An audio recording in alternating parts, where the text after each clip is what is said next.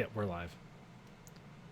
From the industrial wastelands of Michigan to the fruited plains of Iowa, this is the Why American relate Greed to a Factory. sheer perversity?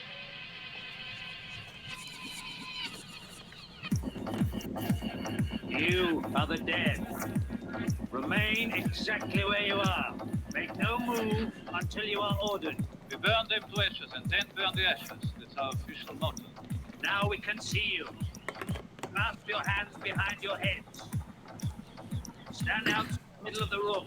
Stand back to back. Who can explain the fascination of fire? What draws us to it, whether we're young or old? Here comes the candles to light you to bed. Here comes a chopper to chop up your head. And welcome to the American Greed Factory podcast. This is Nathan And this is Conlon. coming at you again. Everyone's back where they should be now.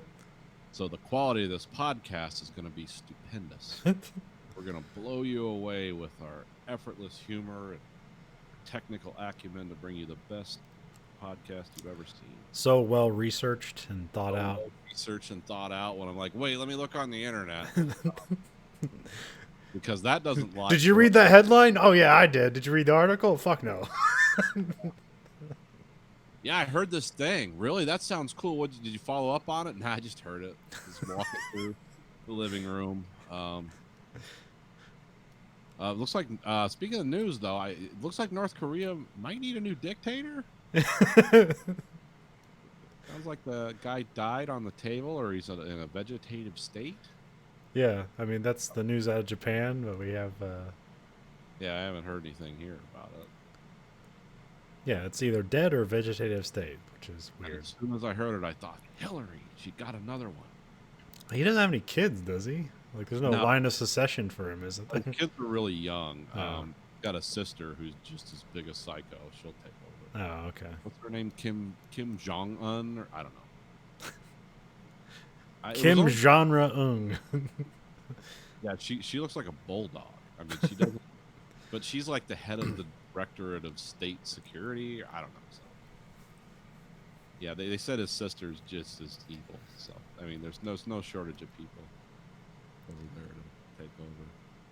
You think it's obesity, or are we going to blame this on COVID-19? Well, I mean, he was, I supposedly, and again, this is North Korea, so yeah, this is a bigger news vacuum than Washington, but supposedly he was getting a stent put in, Yeah. and he just, I don't know, they were doing the surgery in North Korea, so it just obviously didn't go well. So Yeah, I read somewhere, and I doubt this. I don't know like where they get the information from to confirm it, but the pressure of the doctor to perform the operation, like he might have fucked something up, or he did it intentionally. somebody's family's going to get flamethrowered.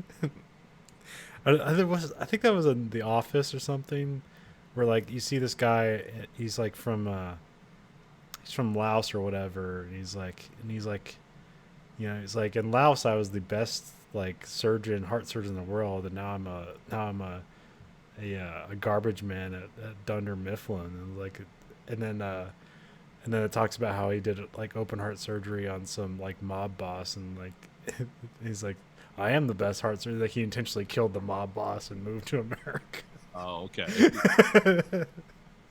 The bravest, at least. Yeah, we got those. We got guys here like that. A couple of the guys I knew from like Russia or wherever, somewhere over there. I think Russia. But it's like they were telling me, it's like, oh, I got a master's degree in engineering. It's like, why are you working on the floor? Well, they don't recognize my education here. Yeah, they do. We're hiring you guys all the time. You know, it's just, it's always something. It's like, back in my homeland, I was the king of, you know, whatever. It's like, no, you wouldn't be here doing this if you had those qualifications.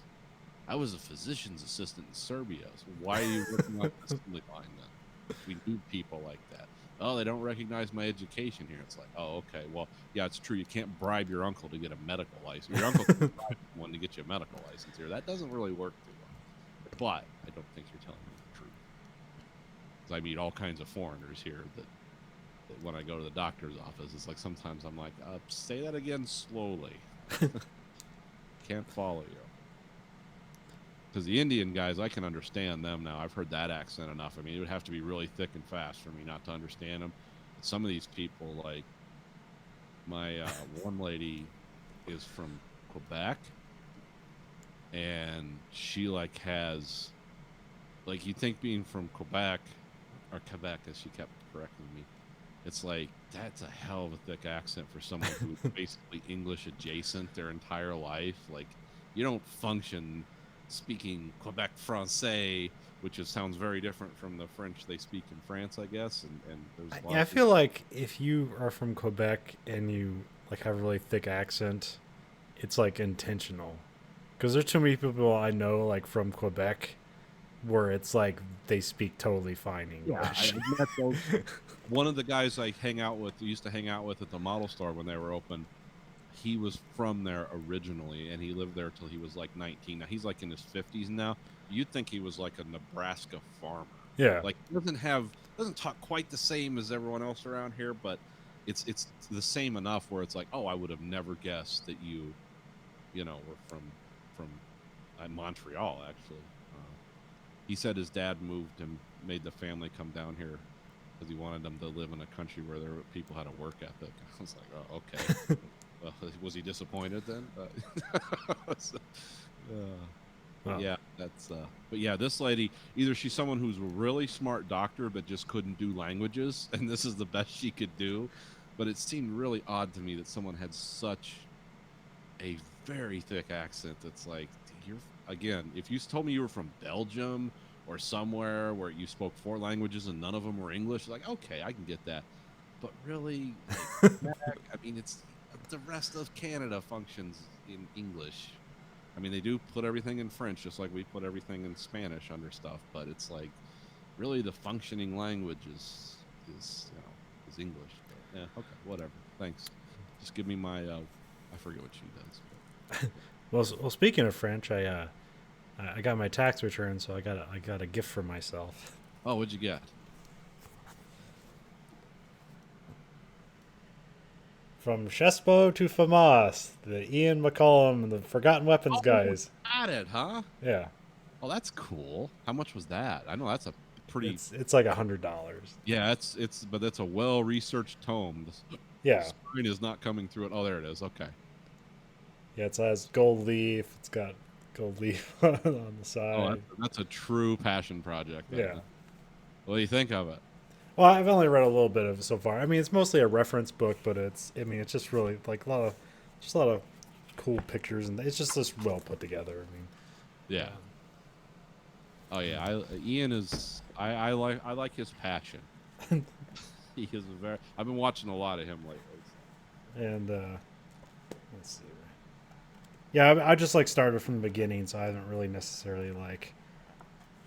He says he wrote it in a way where you could just like pick it up anywhere, but or and I guess you like the book is designed so you could like hold it one-handed and lay it down in case you like, because he wants it to be like a reference material for like people who are like going to a gun shows and like looking at French rifles, and they can like look at it and say like see if it's legit or not.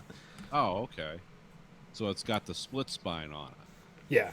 Okay, that's not. Yeah, that there's a reason that book cost $100. Is that wood backs or cardboard backs on it? I think it's just Tap cardboard. on it. Yeah, some of those are wood back that are like. I think it's just hard cardboard. Well, I don't know. The back's pretty. Yeah, back sounds different. Maybe that's harder. Yeah. Maybe that is wood. Yeah. And there's like the little thing in there, the ribbon or whatever. But also I got this.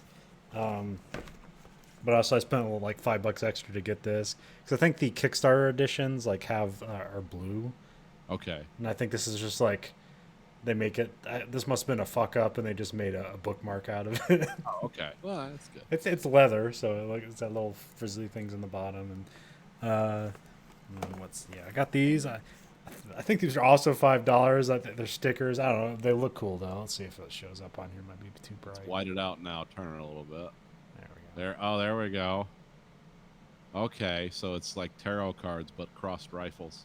Yeah. Ex Libris. Yeah, I'm not sure what that means, but probably. Something Liberty. Yeah. But yeah, it's pretty cool. Like so far, it's like It's just like It's just getting to. I'm just like a few pages in, and he's just getting to like the chestpo rifle, which is supposed to change things, because you're getting out of well, I don't know. Some of it's hard. Some of it's hard. It's like a lot of like technical jargon Yeah. to describe something that if like you just put 3 pictures up, like that would have been easier. But whatever. It's fine. Yeah, he's what's It's well written, so I'm not saying it's not dry, but like you read it with Ian's voice in your head, so that kind of helps it along. So yeah, because he's by trade. Was he a machinist or something? no, but he did do jobs with machines. And here he is a little bio, and it says that he graduated from Purdue University with a mechanical engineering degree. Okay. So that's probably helps like a lot of his knowledge along. I know he did work for some manufacturing thing, but he didn't do any manufacturing himself. But he worked with like machinists and stuff like that. Because he said his job was he was essentially like a sales rep for all their like high end customers. Oh, okay. So like it was a lot of money, but he fucking hated it because it's like rich people that are very demanding. Yeah, outside sales sucks. Because that means you're going from you're not selling within the industry, you're selling to like private people. Yeah, and those people are terrible. People that can afford a $10,000 whatamajidit for their hot job are usually assholes. So yeah, I could see that. And I believe also his dad was I think he's a teacher, but he's also an author because his dad I believe wrote books on guns as well. Okay, But I don't know his dad's name. But it makes sense. yeah, Ian McCullen's kind of like the Adam Savage of guns. Like it's an enthusiast. Like, look how well this works and how well thought out. He's having a good time. well, Ian has a personality. yeah. Or no, I was thinking of the other guy, Jamie. Adam Savage of he's like one of the fun part of the Mythbusters. Yeah. Yeah, this is Ian reminds me a lot of guys that are just like I'm super enthusiastic about just this one thing, and I'm gonna make it interesting for everyone. Well, it's like the thing I'm interested about. Like it's like firearms are cool and everything, and then like some people are pissed off about that, and like it's irresponsible to.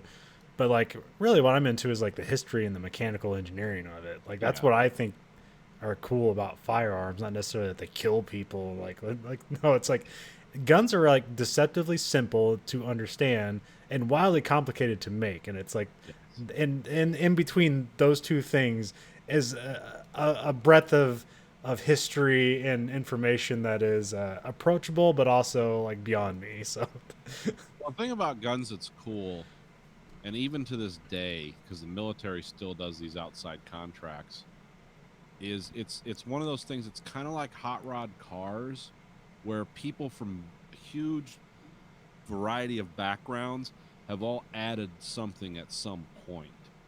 It's like there's guys that are like techno whiz geniuses that made really expensive guns, and then there's guys that like invented the 30 caliber carbine that were just like basically tinkerers. and they invented weapons and brought things into being, and sometimes their ideas weren't fully fleshed out till 20 years after they were dead. It was like, oh, we come back to this, and it's like, yes, this is when we can apply this. And I mean, the thing about guns that like fascinates me with what we have now versus what we had, say, even 50 years ago, is how much metallurgy has changed, and how much, like, because the modern calibers that came in with the metallurgy change are like the 40 cal, the 10 millimeter, the guns that like the reason they had 9 millimeters and 45s and that was it for automatics was that was about as much pressure as you could put down those barrels and have those guns consistently work, until we came up with new, much denser metals that weighed roughly the same, or we could work them in a way where they could handle 40,000 psi chamber pressures and stuff like that part of it alone is just like you could read an encyclopedia about that and not understand how yeah, it's fun. But that's the thing I like, is like, because like a lot of stuff that he talks about and the other guys, the voluminous amounts of gun channels I watch now is like some of the history stuff is like this is everything from governments to just garage tinkerers, and some of those results were, all the same. It's like it was equally as effective. You don't see that as much anymore, but guns are kind of a staid technology now. Like kind of guns we have now, we're gonna have 300 years from now. Like there's not gonna be some big breakout of material science. You might see more ceramics and plastics, but again, the kind of guns. This is kind of like what they call apex technology. It's not gonna get a whole lot better. But I'm talking about chemically propelled firearms. I'm not talking about lasers or Gauss rifles.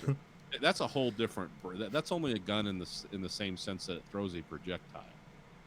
So it's kind of interesting to see like the history of this. It's like, how did we get to here? And why have we basically been stuck in the same gear for 40 years? Can't go any further with it. And so also at the same time, they have a Kickstarter going for, because it's called Headstamp Publishing. That's what he put together to put this book out. And so they have a Kickstarter for their next book, which is about the British bullpups. Okay. Which he isn't writing, but it's like one of his people in his group is writing. Oh, you mean the terrible British service rifles? Yeah. And they've been pushing for 30. They haven't had an effective service weapon in 30 years, but they keep upgrading it. So they've had some Kickstarter goals, and I think they passed all of them except for one, where I guess the guy will narrate some of his chapters. But he's British, so it'll sound nice. Yeah.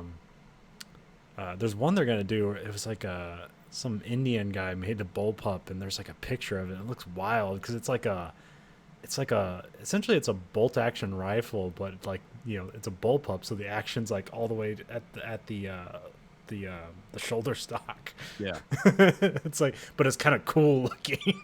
Yeah. It's got like curves and metal and all this other shit. It's actually really thin. Good. Yeah, those are fun. So that will be like $20 cheaper to kickstart it than it would be to buy afterwards. So Yeah,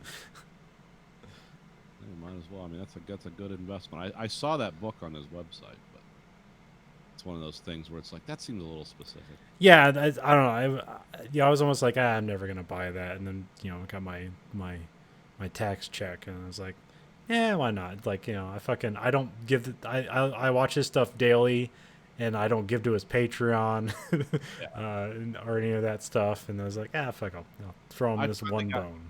I find like the reason I don't, I think I've explained this before. The reason I don't have a lot of streaming movie services is there's money I set aside for that, but I started devoting that to Patreon like a year and a half ago because there are people that I want to support for $5 a month, but it's like 10 different people.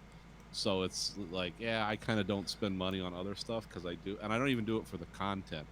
I mean, I do for the content I listen to, but I'm not looking for extra stuff. I just want the stuff to keep coming. Yeah. There's some really good podcasts and YouTube channels out there that I like. Maybe no one else would. And I know these guys don't have a big audience. Well, shout them out. Who are they? I'm trying to think of, I don't know if there's a lot of them I want to name out. Okay. Some of it's, some of it's like darker aspect journalism. Oh, okay. That's kind of stuff I'm into, but nobody else is. Conspiracy shit, Okay, yeah. I mean, I'm not giving money to QAnon. Don't worry.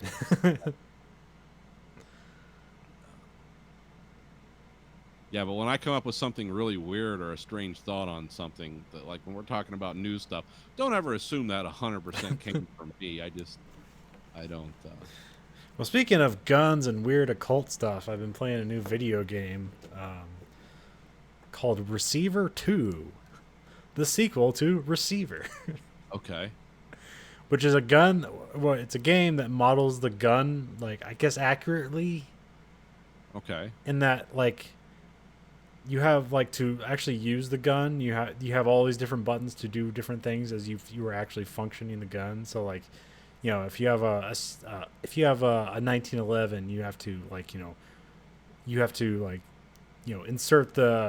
have to put bullets in the magazine, insert the magazine, take the safety off, rock the slide, and like you have to do all that stuff manually. Okay. You get if you have a revolver, you can like kick out the cylinder, and then like with the mouse wheel, you can spin the cylinder. Nice. And that's pretty much the game. You just walk around with a gun and you shoot like sentries that are just droids or just drones with machine guns on them. And then you pick up these tapes and they're just like these weird. Like I heard a podcast today. It was the Waypoints were talking about it, where the weird stuff in there in the games, because this guy was like was really into like UFO occult stuff. Yeah. And he was basically like writing a story around like what do like cults use to like indoctrinate people, and that's how he wrote the story, as if he was like indoctrinating people into a new religion for this game. Okay. So a lot of like blaming the media and stuff like that, and it's like also the game's about like suicide and internal like mind states like that, because you pick up these tapes. The goal is you just run around, you pick up these tapes. If you get shot once, you die. If you get hit with a bullet, you die, and then you respawn with a gun, with a random gun or a random state with a random state in it. So sometimes you'll like get a revolver, and then like one of the cylinders is missing. Like, so it will be a 6-cylinder gun, now just 5 cylinders. It might not be fully loaded. It might have be fully loaded bullets that like have no, like they've already been shot. So like so stuff like that. So you have to shake out the bullets, and so you have to pick up 5 tapes, and then you kind of like gain a level, and then you unlock more weapons as you go up. But essentially the game is always the same, and it's always in the same like level, but the level kind of like slightly changes. And then there's like more, like later on there's like flying enemies and stuff like that. And they also model like real troubleshooting for like stovepipe. So you have to clear that. You have to clear like a stovepipe, or maybe like you didn't seat the magazine all the way through. So like when you have to like rock the slide back, a bolt doesn't go in the chamber because the magazine's not fully seated. So there's like a button just to like slap the magazine. I'm watching. This looks like a weird game. Yeah, it's super weird. This embodied gun that floats in front of you. Yep. Oh, and if you look in the mirror, you're just a target silhouette. Like that's your character. It's just a target silhouette. And then you'll pick up these tapes, and every once in a while there's what they call a threat echo, where it's essentially the narrator is reading a suicide note, and then you have like until the tape finishes to essentially clear the gun of any ammo, because at the end of the tape the gun you'll turn the gun on yourself and shoot yourself. Oh, okay. So you have to like know how to like clear the gun of ammo before you shoot yourself. I like how the gun rocks violently when you shoot it. Oh yeah. It's like because they're using like a 357 Magnum or something, and this guy's like, you're not right back on target. No. Yeah, and after you shoot one, your aim is shaky. So that they model a lot of stuff. The game was too hard, I'd say, because I put like 6 hours into it, and because every time you die, you like go back down a level. Oh. And I kept dying essentially on the second level. I mean, the level is really just how many tapes did you pick up in a row without dying. And on the second level, I kept like only getting 4 tapes before I died, which is just super frustrating. But then there was a debug mode, and I just like unlocked everything. And so then I got to see like, how the game was supposed to work out. And you get more guns as you go up through levels. Eventually you get like a Desert Eagle, which is kind of interesting because I guess I didn't notice before that essentially a Desert Eagle is using like an AR-15 bolt. Oh, okay. And then they have a high point in the game, so that's fun. Oh, really cheap, like 9mm. Yep. Okay. Um, When the guy on Demolition Ranch like shoots and puts gum in their barrels. Yeah. But they did model that too, because like a high point has a magazine safety. So if you take the magazine out, there's another thing, you can holster the weapon, and so sometimes you have to take a magazine out and put more bullets in the magazine, and you have to holster the weapon to put more bullets in the magazine. and if Okay. and you hit tab to like holster your gun, but if you just hit it, and you have to hit it and hold it to safely put away the gun, because if you just tap it, you could shoot yourself in the leg. Oh, okay.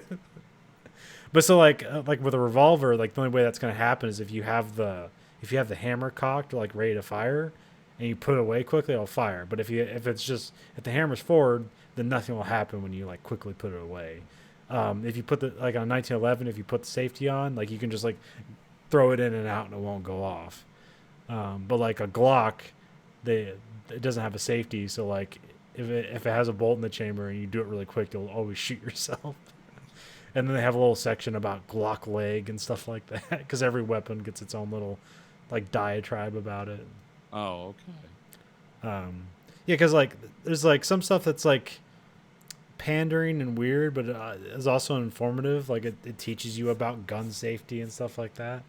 So it's really fascinating game, I think, but a bit too hard. But I thought it was cool. Once I just unlocked the debug mode, then I was like, okay, I'm good. I put 6 hours in. It's worth that much. Yeah. There's a weird game I watch on. I don't play it because I can't play it on my computers, but I think I talked about this. The Signal Simulator game. No, I haven't seen that. Yeah, it's on Steam. It's basically you're running a you're running like the VLA looking for alien signals. Oh, And it's like one of those games where you got to like meticulously do everything and check things.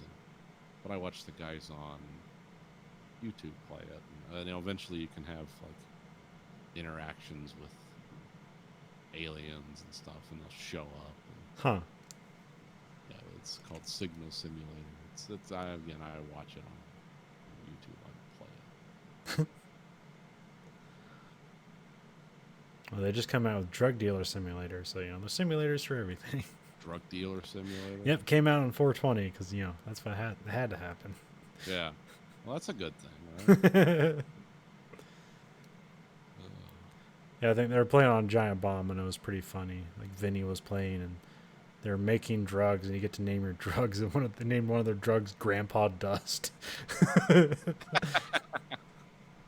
Grandpa Dust. That's terrific.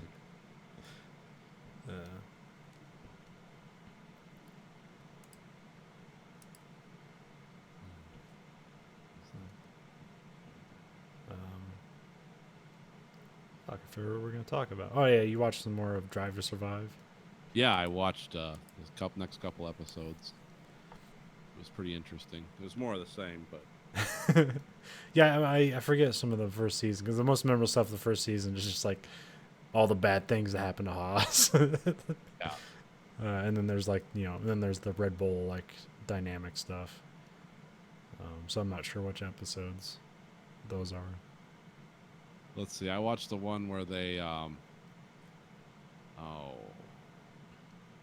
what was the ones that I watched? I watched the one there was the one where they were in Spain, Okay.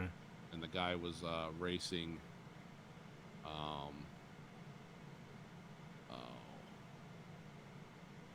was racing like the most popular, or was someone he really liked. He was racing against him. Then I saw the one where the guy had an accident and he couldn't qualify. And it was in practice though. Yeah. And then they were, that was some interesting back and forth there. Like people were trying to who can we blame? Well, nobody really. Those cars just look really hard to drive. Oh, yeah. It looks like those. I mean, they basically look like they're basically Batmobiles. They're like 15 feet long.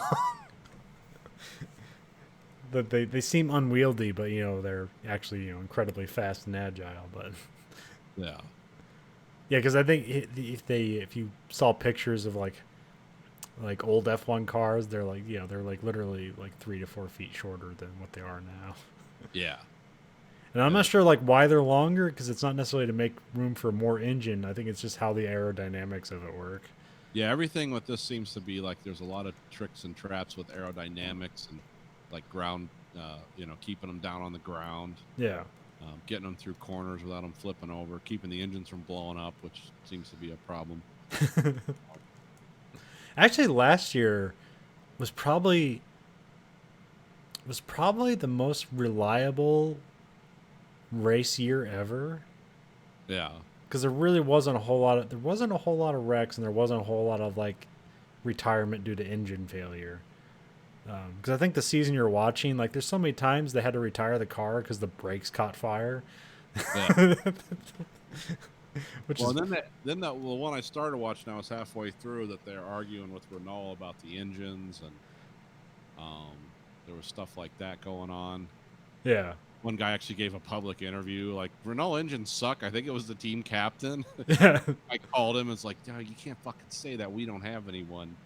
Yeah, An engine pipeline here. yeah, it's probably Christian Horner, because they're leaving Renault because they're gonna go to Honda, which was yeah, you have to know the backstory there, because like Honda, like at that point, is just a fucking joke. So it's like, who wants to get a Honda engine? But it's like, nobody wants to pay for a Renault engine that like it works. Well, yeah, because the one race where the guy managed to hold him off, but his engine was essentially failing. Yeah. Half the race, it was overheating or something, and he was like, all he could do was block the guy. It's like, if he swings around me, I'm done. This engine will not go. Yeah. It didn't see. It seemed like a difference of about 10 miles, but it's like, well, yeah, that guy gets around. I'm blocked. So he was just basically just walling him the time, which you can and can't do. I don't know. There was some talk about that. Yeah, there's specific rules where you can move to block like once at a corner, but you can't just like fishtail in front of the guy, and so he can't get in. But at some point, if he's faster than you, you have to let him go by. But there are certain rules to, like, how that exchange has to happen. Yeah, because this guy was always, he was like, I forget what he was basically taking the inside, so he was always drifting in front of the guy. Yeah. Yeah, they were playing some game, and the Ferrari people knew it too. They weren't happy because I think it was how the engine was running, or he was even giving off smoke. I think they're like, look, their engine's fucking for us. But they didn't get called on it. So. But yeah, I mean, like, Red Bull is still winning races with a Renault engine, which is weird. Because like Red Bull, like, they don't get into this either, and this is the stuff I have only vaguely know. But like back in 2012, they won, and they're still pretty new to the sport. I mean, they had bought a company and renamed it Red Bull, so there was an infrastructure there. They didn't just like, we're making cars now. They didn't just pull a bunch of guys out of it. We're a race team. But they won 4 championships in a row. With Sebastian Vettel, who's now at Ferrari. Oh, okay. And it wasn't necessarily that they had the best engines. It's just like they had whatever guy they had. He was like revolutionary, like aerodynamic guy. Mm-hmm. So that's what Red Bull is really good at, is aerodynamics. Yeah. So it's seemingly they can have like whatever engine, and it doesn't necessarily matter. They'll figure a way to make the car really agile or really fast. Right. Yeah, that was. But yeah, I got through some of those. Said I didn't have a lot of time for TV viewing this week. I'm kind of going stir crazy at this point. Because now our at home has been extended till the middle of May, which doesn't. I mean, none of this stuff has affected me any, because I go out once every 3 or 4 days and get things, and that's only if I have to. So, but yeah. So I've been doing housework. Yeah, it feels like things are disproportionate, because it feels like people are just ready to, like, all right, let's get back to normal. And it's like, that's totally not going to work. Yeah, that's not possible right now. Because like Walmart, now everyone has to wear a mask that works there. Yeah, you have to wear a mask to go into stores here. We've vaguely issued a stay-at-home order here in Iowa, but it's just not called that. It's essentially the same thing, but they just don't want to, like. So I believe our governor is a Republican, so they don't want to use liberal terminology.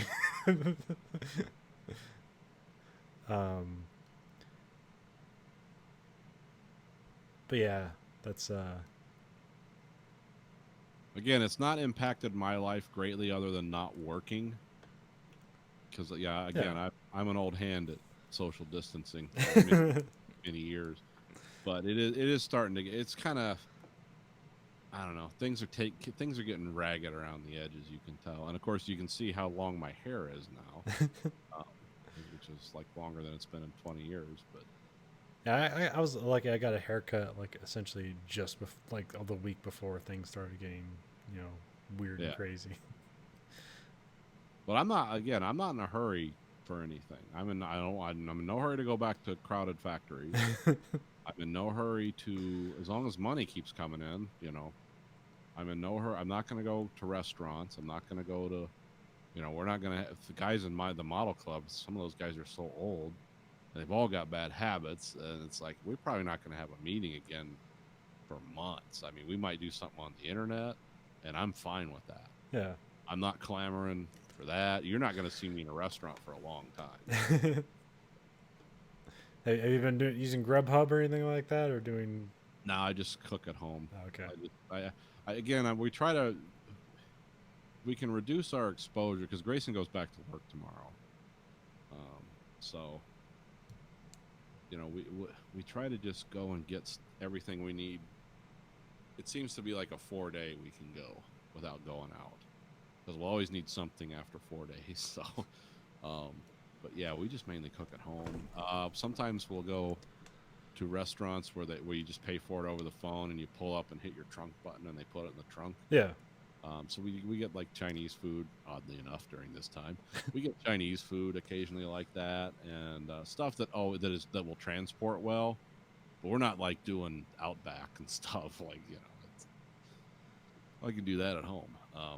Just go get steaks, because you can get anything now. Everything's back. I mean, there's no toilet paper anywhere, but if you go early in the morning, the shelves are full of it. So. And Stacy can go shop anywhere. She can get in when anyone gets in and get a big discount on stuff because she has her nurse's ID with her. Yeah. Like, oh, come on in. You can, like, Sam's Club doesn't open to the public until 10. Oh, really? Okay. They open to the small business at 8.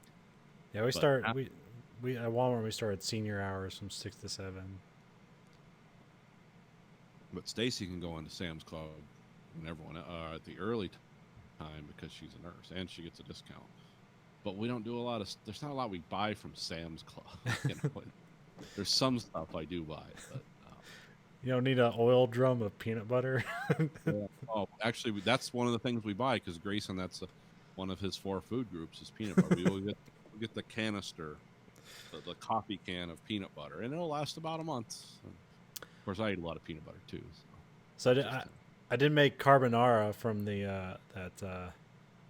that's what I reckon. Yeah, Dad told me about that. What did you think of it? I'm not sure if I made a mistake. I just probably need different stuff, but I liked it. I ate all of it, so there's that. I ate like a pound of bacon and a bunch of spaghetti. So can't go wrong with that. I didn't accidentally make spaghetti and scrambled eggs, so I got that part right. Separated the yolk. Okay, good. Well, no, the thing is, like, when you Temperature, right? Yeah, because you take 3 egg yolks and then 1 whole egg, and then you put Parmesan cheese in that, and you kind of like whip it up, and it's like kind of a little sauce, that's what makes it like creamy noodle sauce. And it's like, oh, cool, I did that thing. Yeah. So when you're done cooking the stuff and you put that in with the spaghetti and the bacon, you don't want the spaghetti and the bacon to basically be like cooking, like you don't want it to be like really high temp, because then it'll just basically turn that egg mix into like scrambled eggs. Oh, so you want it to spread out and Yeah. mix throughout it and just basically warm it. Okay. Yeah, because it'll cook it enough. You don't have to worry about salmonella. It'll cook it. You don't have to worry about salmonella with eggs mostly anyway. Yeah. And the only thing that was weird is like we got Parmesan Romano cheese, and so it kind of tasted like wine. So I think Okay. next time I'd just get straight Parmesan. Okay. Yeah, get the $15 block for that. I'm glad you did. But Yeah, and then well, the other thing that was like fucked up is like I had all my stuff together and I was off making the one thing, and so I started heating a pan, and then when I went to throw butter in it, like it'd been heating for like 15 minutes, and it basically just started like throwing smoke all over the place, and fire alarms went off, shit like that. Whoops. It wasn't like make you cough smoke. It was just like a little billowy, from butter, which is weird. But now I know where the exhaust fan thing is, over the exhaust hood over the Oh, yeah, oven. So that'll save you a lot of problems with that. yeah, so but yeah, I'll probably make it again at some point. But yeah, also the weird thing is like I don't know if like the mixing of the garlic and the bacon was weird because the bacon didn't really crisp. Huh. I mean, it cooked all the way through. It just didn't crisp. Oh, well. So it was like kind of a bummer. But like I said, still ate all of it, so it's totally fine. There's things I might do different next time, or Yeah. I might make that mushroom risotto next time. Made some fancy. What did I make this week? What was our big meal? Epic meal time. Oh yeah, we made the. You ever put hamburger in pasta sauce? I mean, I guess. I mean, yeah, you can just cook up the hamburger, and then put the pasta sauce in it, and then put is that Everclear, and then put and then you put what's it garlic cloves, or just cut up minced garlic cloves in there, and then some cumin. Yeah. And then mix that all up, and then put the pasta. Well, no, you do the pasta separate. But I forget what kind of pasta we used, but it was really good. I think it was like rotini. But you got to let that sauce cook for like an hour, because then you cut up some green peppers in it right before you pull it out. Oh yeah, that was like, and we made a giant quantity of it because that takes like a lot of space. And it was all gone. And of course, you make a bunch of Texas toast garlic bread, and yeah, I didn't. So we want to go finish the basement? Nah, I'm sit here and fart. Believe that's it for this. So that was our epic meal. Yeah, the other thing I've been obsessing over and YouTubing is so I've been watching a lot of Bon Appetit stuff. Yeah, And the next thing I want to do is I don't want to get too much into it, but I just want to have one really good knife for cooking. yeah, you got to have that. I got one of those. Had it for 15 years too. So And I want to get the knife that Brad Leone has on there, which is what is it? They call it the Big Boy. okay, let me look this up. Just put Brad Leone Big Boy knife, and I think it'll come. Or I'll send you a link. I think. Oh, I can do it. Remember, we send links and they end up staying on the screen. Yeah, that's fine. But I also watched his whole thing about like sharpening a knife, which was really interesting. And it also seems like, well, there's another $1,000 because it was like, We'll do mine and they do fine. it kind of looked. L, Big Boy XL. Holy Yeah. shit. That's like made to. It kind of looks like a butcher knife, but with a point at the end. Yeah, and it looks like it's got Japanese metalworking in it. Yep. Like it's got a soft spine and a hard front. Yep. Okay, that looks like, how much is that? Gotta get me one of these. That one's probably $100, but there's another one he's like working with a company that's like $60. Okay, So $100 isn't bad. Mine was 200, so. yeah, And I just have a regular old Wusthof. yeah. It's not a crazy. It doesn't look like it was made by hand or anything, but it's German, so. But like he gives a whole thing about like how to sharpen the knife, and like he has like these stones that go over a sink, and he has a special like wood cradle that holds the stone, and he goes to different grades and moves on his way up, and then he explains that little steel thing rod where you see him clink the knife against, and he explains that. He's like, that's not sharpening, that's called honing. Yeah, it's basically getting the burrs off of it. Yeah, well, it's like he explained it like this. He said like, here's like what the knife looks like at its edge, and then like as you use it, that starts to do that, and when you hone the knife, it just kind of knocks them back into place. Yeah, So. yeah, yeah. Because you're not looking for. Yeah, that's. I just have a guy do mine. Yeah. He does it with stones, and he's done it like 5 times in 15 years, and that thing will take your fingers off. I haven't sharpened it in 2.5 years, and I use it a lot. And it's still like, I have a nice wood butcher block I use with. Nah, we use the plastic one now because that wood butcher block it's hard to keep that clean. Yeah. But yeah, if I was gonna retire my Wusthof, this looks like the one.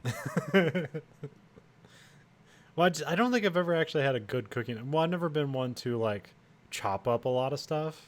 Yeah. Like a lot of my cooking is like kind of hands-on, like like making tortilla. It's all like all hands. Right. Making a meatloaf is just all hands. Like you cut up chives, but like you don't really need. I mean, you can cut up chives with a dull knife or just get some scissors. I mean, you don't really need to have like $100, $200, $500, $600 knife for it. But No, the most I forget what mine cost because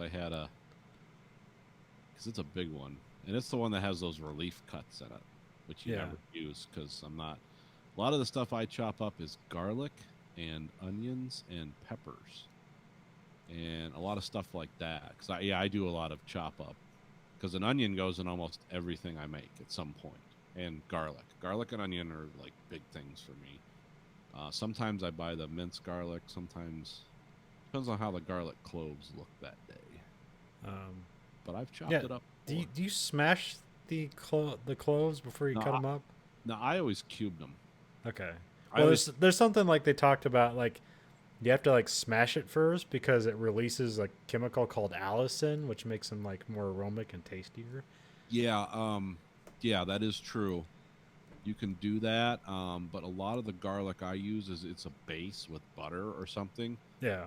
I'm just cooking. It's gonna completely disintegrate Yeah. by the time I'm cooking it. So I know what they're talking about. I've seen the garlic mincers. I just never invested in one. Because Well, even when they chop it up, they like just kind of like put the blade flat against it and just give it a knock, and then they chop it up. yeah, that's Or you got those ones, you put it in a little thing and just like push it out and just Yeah. like minces it. I've never given it a knock. I just peel all the undigestible outer parts off and just chop it up. Here lately, I've just been buying the stuff in the jar because it's actually more available Yeah. in the cloves. But yeah, sometimes I'll cut up some cloves. But everything I do with this Wusthof knife because it's like it's shaped like this, so it's like a rocker knife. Oh, So you okay. can really, and it's long too. It's like that long. So you can do a lot of. But I don't have boning knives. I don't have butcher knives. I don't. Yeah. have, 'cause I'm Yeah, not- I just want. That's why I was like, yeah, if you go into it, you're gonna get like $10,000 and like be like the most spectacular home cook that can't work a kitchen. But so I'm just thinking one knife for me. Yep. Maybe get one of those magnet strips or just like a really nice cover for the knife. Yeah, mine goes in a glove. You know, Yeah. Because if you reach in there and you don't know where it is, it'll fucking slice you to the Yeah, bone. yeah. So yeah, mine goes into a cooking bit. It used to have a nice Wusthof case, but it actually wore out. But yeah, if you get one of those, let me know because I'll be getting one soon after. Because that knife looks exactly like right up my alley. Yeah, you should watch it. So Brad has his own like section on the Bon Appetit called "It's Alive," and you'll get a lot of stuff like that. Because he's like the knife guy there. Because I think he used to work construction, and at some point, like machining and stuff like that. So he knows a lot about metallurgy and knives, or at Okay. least as much as everybody else in the kitchen does. And so yeah, his stuff is really because a lot of things he does are weird, like fermentation stuff. Like that's what why it's called "It's Alive" because it's about like yeast cultures and stuff like that. Oh, okay. Sourdough stuff. Yeah. Okay. There's one he did recently on the home edition ones because now they're cooking from home, where he just put like a bunch of garlic in a can and like with some water and sugar, and then he puts like honey in there, and I think cumin as well. Yeah, he chops up I think cumin, or maybe it's what's the root thing you use? Oh, there's cumin, ginger. Yeah, I think it was ginger. Okay, yeah. So he chops that up, puts it in there, and then like it's just like a canning jar, but you have to like it ferments or whatever it does. So you have to like remember to he actually like sealed it in a what do you call it? A vacuum sealer. And I guess Okay. that works best, but you can't just put it in a jar. But if you put it in a jar, you have to remember to burp it, or else the thing will just fucking explode. Yeah. Come a little science experiment grenade in your fridge or your kitchen. you know? So yeah, I think so. Yeah, if you watch the It's Alive stuff or just any Bon Appetits, I always like the gourmet make stuff, where Claire will try to make like gourmet versions of Hot Pockets and stuff like that. Yeah, I So- think I've seen stuff like that. Yeah, that stuff's $70 hot pocket. Yeah, that stuff's Yeah. good. And then a recent one I've been going to is there's another show they have on there where they take one of the cooks and then like one of the editors, because I guess Bon Appetit's like a magazine in New York. Yeah. And they go to like a New York restaurant and they have like one bite of everything on the menu. Okay. Which like once you see one, you pretty much seen them all. But it's also just like sometimes you just see this food like that looks amazing. Is that art? Don't eat that. Looks cool. Just look at it. And then at some point, like towards the end of the video, you're like thinking to yourself, like, can I do this? Like that's actually a lot of food. I know it's only one bite, but that's a lot of food. Yeah. Yeah, that's a lot of rich food. It's like a 5,000 calorie trough. So Some of yeah. that French food looks amazing too. Some of that stuff they do is like, whoa. Well, I mean, like it's New York, so there's all different kinds of Yeah. stuff. That like we'll just go to New York Deli, and it's like a lot of subs and stuff like that. And the one I saw recently, they went to some famous plate. It's like French food, but they only did the breakfast menu, which was still like 90 things. Yeah. And then like what the like hidden gem one they picked at the end was kind of threw me for a loop because it looked like snot with eggs in it, but it was like eggs Florentine, and so it was just like poached eggs cooked in spinach and artichoke hearts. Okay. Yeah. It didn't look appetizing, but they said it was awesome, so I was like, Yeah. all right, I'll believe you. That's a lot of artichoke hearts and stuff like that's a lot of what do they call those foods? Those are foods that are just mostly water, and that's going to break down into a gelatinous mass in a hurry and not look good. And they had an egg white omelet, which was kind of weird. Which that's the only one they were like disappointed in. But I imagine that's like, I imagine that was created for yield stuff. Yeah. Because I imagine if you're separating the eggs from the whites, the yolks from the whites, you probably just have all these like egg whites left over, and that's like, well, let's make something with it. Byproduct. Yeah. Yeah. Is that the one where they whip it and add cream and it comes out and it's like really thick? Is that kind of omelet? I don't know. It was just an omelet, Oh, but it was just all white. And then like they kind of wrapped it in something to make it look like a burrito. It was like covering something else. Oh, They okay. put like 'Cause sausage or whatever. Let's do those egg whites where they whip them so much they like introduce air into them almost, and they look like a pancake. Oh yeah. I mean yeah. If you fuck, what's that called? God damn it! I immediately forgot it.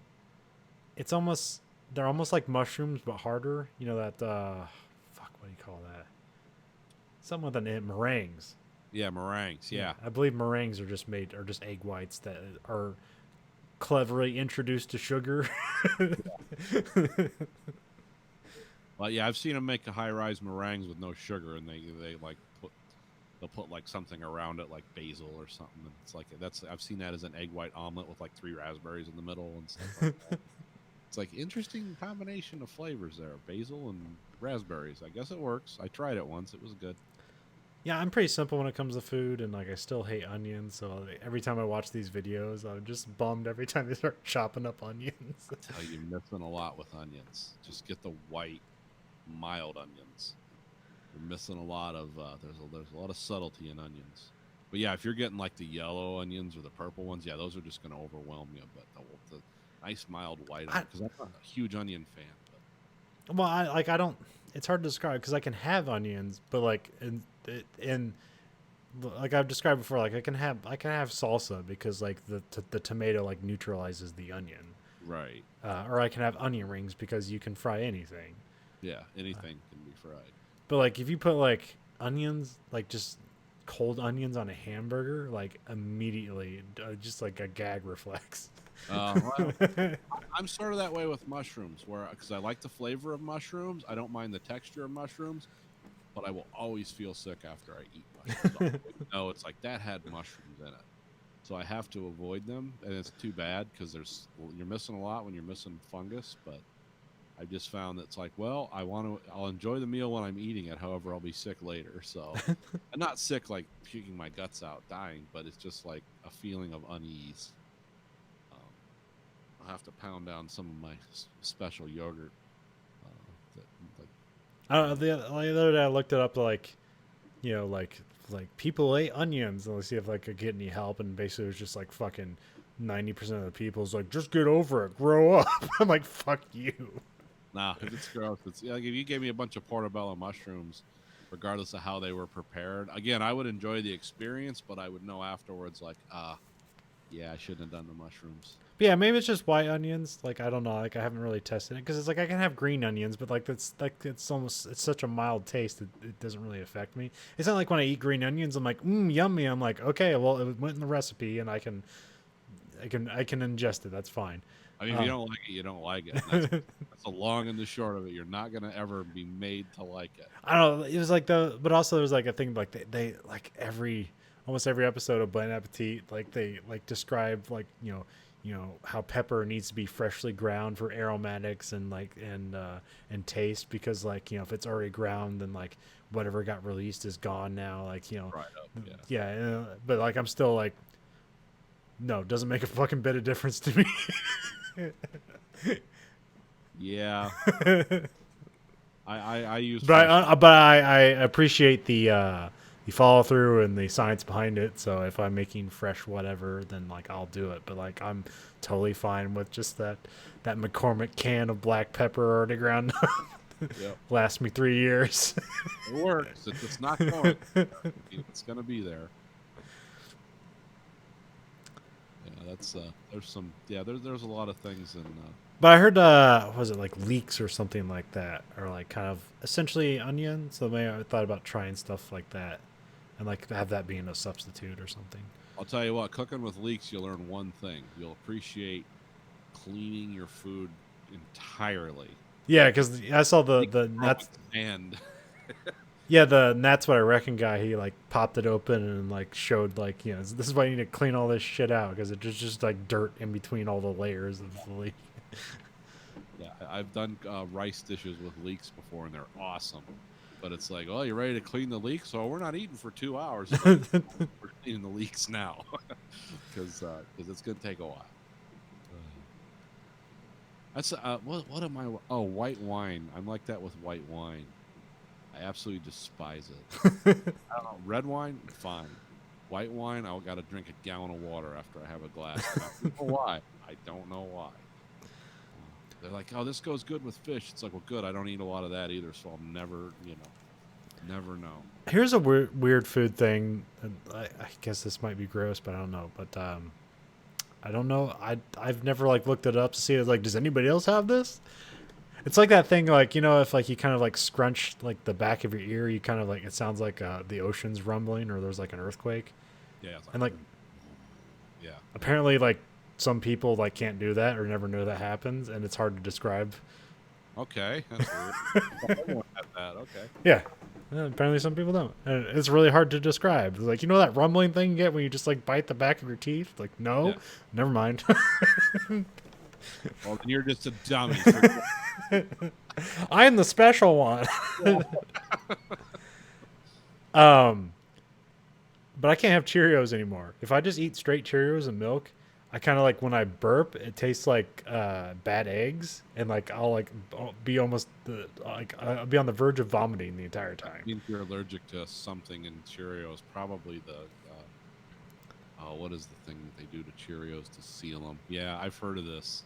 But Like, I love Cheerios, but I'll vomit. Yeah. if I cover it in honey, no problem. Okay. Well, there's probably some biochemical process going on there that I'm not smart. As a biochemical engineer, I can't tell you, Conlon, why there's something going on there. Because I have the same feeling. I burp like I just drank a bunch of beer, and I haven't had a beer in 5 years. It's like, what is this? Oh, it's Cheerios. And I actually looked it up, and it's the binding agent that they use because that's just like paste. Yeah. and then they force it through a tube, and it gets cooked and guillotined as it goes through, and that because it shoots Cheerios out like a shotgun shell. Well, there's something they mix in with the paste, so when it heats, it's like a binding agent. Yeah. There's look up binding agent in Cheerios. People will tell you the same thing you just told me. Okay. It's fucking weird, and I don't know why I know that because I just gave up on Cheerios years ago. My son loves them. I said, "Well, wait till you get 25, start happening." I'll have to, the honey. He eats Honey Nut Cheerios. I think I don't have a problem with Honey Nut Cheerios. It's just like straight old ass, regular ass Cheerios. Tostios. Of course, I think they all have different formulas now because they wanted to make all their stuff gluten free. So I think Yeah. they don't have wheat in them anymore. No. Just no, like but made out of rice or whatever. I tried gluten-free pizza the other while back. Pizza crust, Yeah. Well, I mean, you had that the cauliflower one, or does that count, or is that different? That's different. I just Okay. tried gluten-free pizza crust. I mean, I've tried the cauliflower stuff just for shits and giggles. I was like, yeah, that's not bad. However, I still go get DiGiorno. Yeah. Gotta get a frozen pizza. That, I don't have. Well, yeah. I mean, I remember I had a kick there where it's like, yeah, I think I'm gonna switch over because it's like literally like 300 less calories. Yeah. But at some point it's like, oh yeah, this is $7, like for the same amount of money. Yeah, but I can count on one hand the number of times a month I eat a frozen pizza too. And it's usually when Stacy was working and I was. See, I haven't had any like the real shit food I'll eat sometimes when it's just like an emergency meal. I haven't had that in almost a month and a half because I've not been working and I'm home all the time. So it's like, oh, what's to eat in the kitchen? Well, let's get out some stuff and start cooking because we've got all day. So yeah, like I haven't had fast food. When was the last? I haven't had fast food in almost 2 months. Just because there's been like no reason to. Yeah, probably. I mean, I've had like bad. Well, I've had like restaurant. I've Grubhub and stuff, but yeah, I haven't been to like a Wendy's for like a month. I've been to a Hardee's 2 times. We got a Hardee's around us. I take that back. Okay, I've been to Hardee's because we got a Hardee's around us now. It's like one of the ones. It's the Love's truck stop with the Hardee's in it. So we go there. The only thing we get there is the biscuits. Yeah. That's the only time I go to Hardee's is for breakfast. Give me 3. I'll get give me a dozen biscuits and I'll bring them home. not just for myself. I mean, No, I do. I get 2 bacon, egg, and cheese biscuits. I get the biscuits and gravy, but it's just 1 biscuits and a bowl of gravy. And I finish the biscuit, and there's still gravy left, and so I dip the other. Trow the other 2. Okay. Yep. Yeah, we're all going to the same hell. I can feel it. But that's only like once a month. But Yeah. You can only do it 2 times a day. Do that and then eat carbonara, which is just a pound of bacon and spaghetti. Butter and cheese.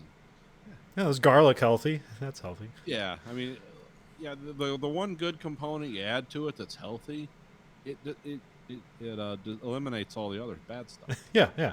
Don't you know? Can't you tell by this fine physique? An Adonis. Yes. Oh man. Yeah, it's been pretty much a food orgy here the last month and a half, which is good. It's been simple stuff too. I mean, we don't do crazy stuff.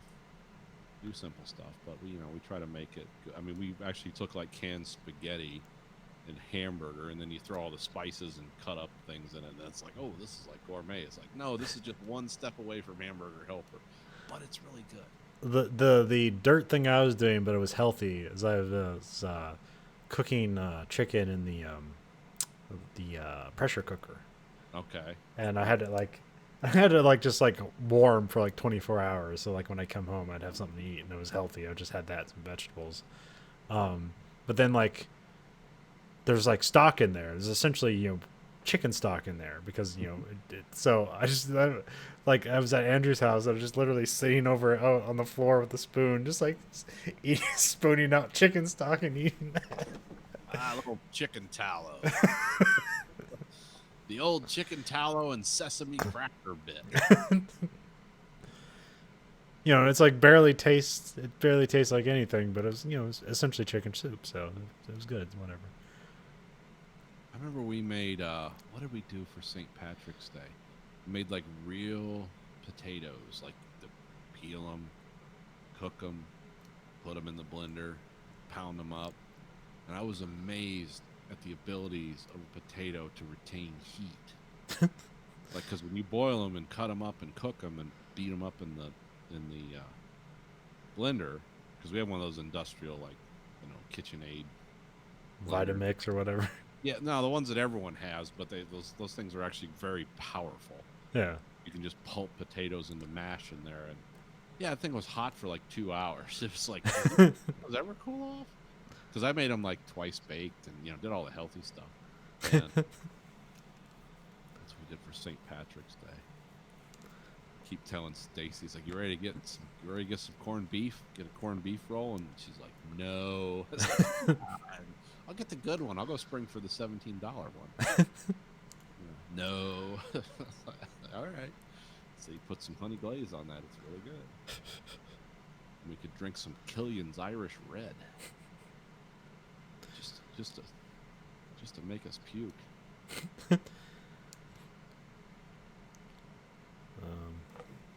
Should we go to the book or the movie? Let's go to the book. That book was amazing. Oh, you're okay. Let me tell you about that book. This is Bad Sex on Speed by Jerry Stahl. After I read it, I went down a Jerry Stahl YouTube wormhole. Oh, really? Yeah, well, because he's like a Chuck Palahniuk without the playfulness and mirth. It's what I would call how would you say that? Like, they use it some fearless writing. Fearless in a way, it's like, I'm going to vividly describe people that basically smell like piss all the time. That are just rolling in their filth. Their teeth are rotted out. Jerry Stahl is also a famous drug addict. Yeah, of course. Yeah, absolutely. I could just tell. Because I think like the most famous thing around him is, so he used to be a writer on Alf. Okay. And there's a book about his life and like trying to get off drugs called Permanent Midnight, which was turned into a movie with Ben Stiller where he gets chased around by a copyright-less version of Alf. Which I've never seen the movie, but you watch the trailer, it's like, that looks awesome. But I hear the movie's just okay, so I've never bothered to watch it because I don't want to be disappointed. I mean, I think I might read Permanent Midnight at some time. I don't know if this is enough Jerry Stahl for me for one line. Well, the one I had, it got recommended because he's always, every once in a while he shows up on Mark Maron's podcast. Okay. Which well, he was a writer for his show. Oh, was he? Okay. Yeah, they're like friends. And so he was on there pitching one of his book called Painkillers, which is like, again, lots of drugs, but also it's like it's a detective noir novel. It's very funny and very crazy. But I just never like I enjoyed what I read, but I just never ended up actually reading the whole thing. Okay. So I just always remember Jerry Stahl as like, I got to get into more of his stuff at some point, but I should probably read Painkillers at some point. Yeah, I might. I usually read before bed. And this is not necessarily the best book to read before bed. No, because like I wanted to like go to like a Wikipedia thing where it like explains what happened, and then I realized at some point one of the reviews or whatever was like, oh yeah, this isn't necessarily meant to be imbibed and like you come out of it with like a coherent narrative. No. It's more of like a collection of short stories, but it's also not because there's like reoccurring characters. Yeah, because there's the child molesting dad that comes back a couple times. Yeah, what's his like? Friend, it's like yeah. Torque or something, or Tord, or fuck. Yeah, I can't. We have to look it up, but yeah, there's that guy, and then there's the lady who was injecting heroin into her vagina, or somewhere down there because it was, it was like the weird dance she did, and just vividly described scenes of human depravity that are like horrifying, like stark. There's nothing funny about it. Well, I mean, there's humor in there, but then it's like you're immediately slapped in the face for having laughed at it. Yeah, there's humor, but it's like the one. What was the one guy said? We don't do this for fun. This isn't our recreation. This is our life now. You know, it's like it takes all the mystique and the. It's like, why do people use drugs? Because they're lazy and it's fun to be high all the time. And then you read this and it's like, oh no, this is terrible. This isn't something I'd wish on my worst enemy. Yeah, it's what I'd call fearless writing. It's But then I thought I like the weird professor that was like doing like a dissertation on like speed and celebrities and like Hitler and stuff like that. yeah, that got a little existential. That guy was like that seemed like a callback to Dom DeLillo type that what do they call that postmodernist writing. Yeah. It's I don't know what is this called, this kind of writing, because there's a name for it, like the misfit character type stuff. Oh, I forgot they didn't name. They had like on a Wikipedia. They just have like a shortcut for like how he writes, where it's like transgressive fiction or something like that, which I don't even know what that means. It's Chuck Palahniuk, basically. Oh, okay. Same. This guy is very. He's not stealing from. I'm not saying he's stealing from Chuck Palahniuk, but They slot into the same category. yeah, because it's this again. This is the same kind of. It's the same frenetic pace of. I saw some people like compare it to Burroughs, but I haven't read any Burroughs to know if that compares. Burroughs is just deep heroin. The other thing that comes up is Bukowski, but I thought he was just isn't Bukowski just like loud and irreverent? Yeah, Bukowski's dense and yeah, it's irreverent, but it's wrapped into like a lot of 60s philosophy, which is like came and went. So it's fun to read Bukowski, but it's like, oh, this isn't relevant to anything going on now. Or maybe it is. I don't know. So you got to be steeped into like if somebody wrote a book about people like horribly addicted to food and sadness, like I could probably slot in and like I see myself here. But yeah, this is kind of it's I don't know how you'd say it. Not like the one. It's like saying like shame is just like a high in reverse or something like that. Yeah, a lot of great lines. Oh, there's great one. I'm trying to pull some of the stuff that went on was just so shocking, and I felt like I was watching people being slaughtered with a chainsaw. Whereas I was like, what did I just read? Not that it's bad, but it's weird. What was this? Like memory on methamphetamines is like children playing in the street, but there's not enough cars to hit all of them. Yeah, that's very Palahniuk. What was I gonna pull? What was that I pull out of this? I would have brought the Kindle, but you got some. I mean, you got. Well, I can read the popular highlights where it says like, what people who were never addicted don't understand is you did not do this shit for fun. You did it to. Yep, that's the one. You did it for relief. Yep, that's the one I remember. This isn't a hobby for us. We're not doing it for fun. Which is like, I never thought of it that way. When a drug works, you don't feel like you're on a drug. You're just focused and vaguely orgasmic, body and brain in stunning sync, running full throttle. I don't know why that's a popular highlight. Okay, 4 people. The more that wants more. The more that can't do any more wants more too. Marilyn Manson must have drawn a lot from this. Are you saying you? Yeah, shame is like a rush in the wrong direction. Yeah, that's one I like. Are you saying you've never wanted to obliterate the history of your own mind? Let's see here. Just because you give somebody something for the first time doesn't make you responsible if what you give them destroys their entire life, does it? Where are my highlights? I know I have one highlight. Peddler's philosophies. The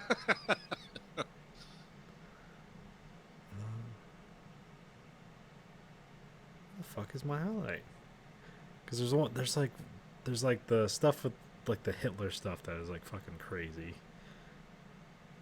Is that my highlight?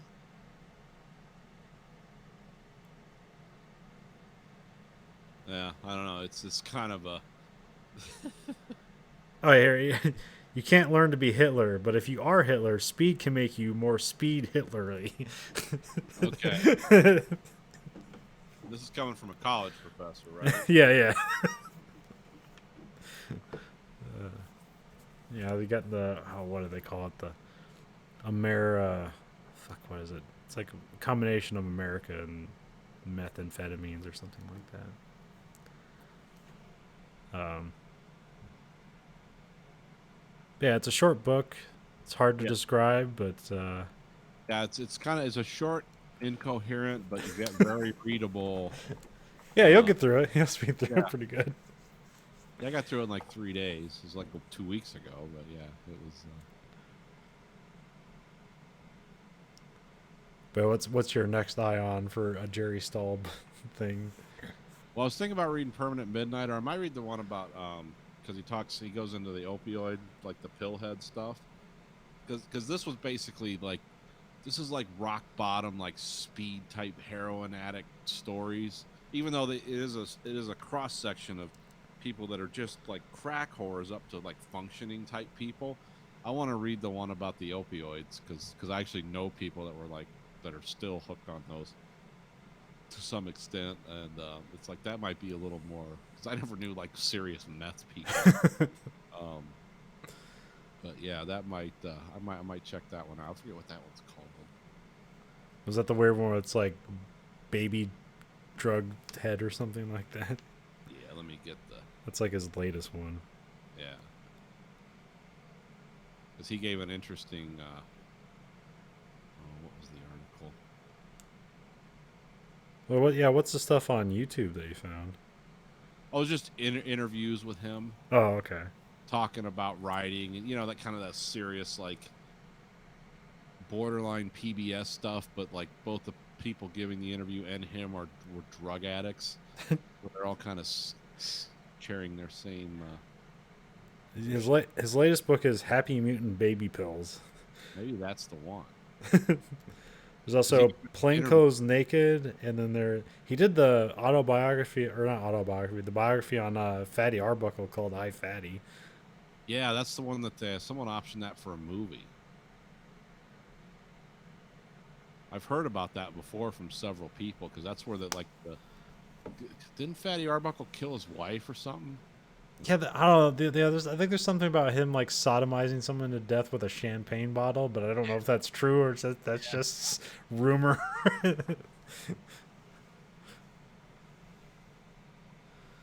Yeah, I don't know because I mean this book. We'll get back to this book a little bit. It's written. It kind of starts out as a coherent narrative where there's characters and stuff going on. And also the book changes perspective. Like at some point it's written in the second person and then the third person and first person, and sometimes it changes on the fly. I am Jack's central nervous system. Well, like I think mostly the only time you notice like when it gets into her childhood, it goes Yeah. into second person. It sort of makes sense from a Yeah. narrative point, considering the kind of people you're talking about, and I also sensed a lot of unreliable narrator here, just based on the characters. Well, then like the last chapter is just like William Burroughs in New York in Times Square, trying Yeah. to get high with somebody. Yeah, looking for someone to blow him and to get hot. Yeah. It's a weird book. I mean, it's hard to just put your finger on it. Like, You can't describe a narrative because there's no through line, just other than like everyone's on speed or methamphetamines or something. yeah, because I didn't know if the lack of coherent narrative was just his style, or was he describing like this is the mentality of people that are regular meth users. Yeah, I think the book is meant to try to put like people who don't do drugs in some sort of understanding state of how being on drugs feels like, but in a book form. Yeah, because we always look at people that use drugs like, oh, he's fucking up again. Fuck up. But if you were in his mind, you'd be like, no, this is actually, I'm not doing too bad. I'm not dead yet, right? Yeah, I mean, if you want to read something disturbing, but something. I feel like I gleaned some understanding about drug addicts from this. It definitely doesn't glamorize drug use No, in any no. way at all. It doesn't seem fun, which we all kind of know that as adults. Like elderly people like me, we certainly have seen enough of that in the auto plants. Just watch some guy who comes in young and hopeful, and 8 years later, he's like, "Did you hear about Tom? What happened? He's dead." Oh, okay. Yeah, that's what happens when you start. This was most of the guys I knew were pillhead suicide cases, but Yeah, there's a part where like she finishes the drug, the mom finishes the drug, and then she's just licking the inside of the bag, and then she soaks the bag into like water, and it's just like, yeah, there's vivid descriptions of the desperate acts, sex organs described like through the mind of a drug addict, and people watching like it was a burlesque show. It was just kind of like just nightmare switching of different things. well, it's like when we read the Al Jorgensen biography, like he goes through his drug addiction, like, but this paints a picture. It's not just like, well, here's what happened after this. It wasn't. It's like here's an art piece of drug addiction in a museum. Like, interpret it, Yeah. and you will glean more understanding from it than just like here's a sequence of events that were caused by drugs. Well, the difference between like the crazy rock and roll band biographies you read is, number one, it's a biography or an autobiography, especially like, okay, the dude's still alive. He made it in some way. It's like, yeah, he had these terrible problems, but he also had a bed of $1 million to follow in. Yeah. Kind of pace this up. No, not in this book. These people, this is just like the wrecking yard of humanity, and involuntarily entered into. Like, nobody held these people down and shot drugs into them. Like they were all for it. Actually, I didn't know that people injected meth before. I thought it was a smokable thing, but there were people like just shooting it too. I didn't know about that. I guess you can do that. Yeah, probably. I mean, yeah, I guess you can ingest drugs anyway, but You can put how it in you your- react it to it. Yeah. I just always thought meth was something you smoked, but then I looked Yeah. up other things after I read this. It's like, oh no, you can break it up intravenously too. It's like, wow, okay. I think like the smoking it is like supposed to be like a quicker high somehow. I don't know why, but it's something. Yeah. And probably easier, and it's like I'm not getting the needles. Yeah, when you're jamming broken bits of steel into your body, it's a little more challenging. But the one lady did do it, and then laid on the bar. What did he say? Her clitoris stood up like a sharp point, or all kinds of stuff like that was in this book. It's like, what? I remember the one. I vaguely remember one of the last lines where he's like William S. Burroughs smiled in his mouth like a tight cunt, and I was like, what the fuck does that even Yeah, mean? some alliteration in this book. Like I said, it's Chuck Palahniuk, but with less mirth and playfulness. There's no fantastical elements introduced into this, other than I will say what I remember Painkillers as being like a like more intentionally funny, but also just like dealing with crazy people. So yeah. Yep, so that's the book. yeah. Bad Sex on Speed. Check it out. Read it at night. Read it to your family aloud in the living room. I was reading it while listening to Ghost, Nine Inch Nails Ghost. So Probably made sense. yeah, probably made it a bit more sinister than I'm guessing it was meant to. But Yeah. it is.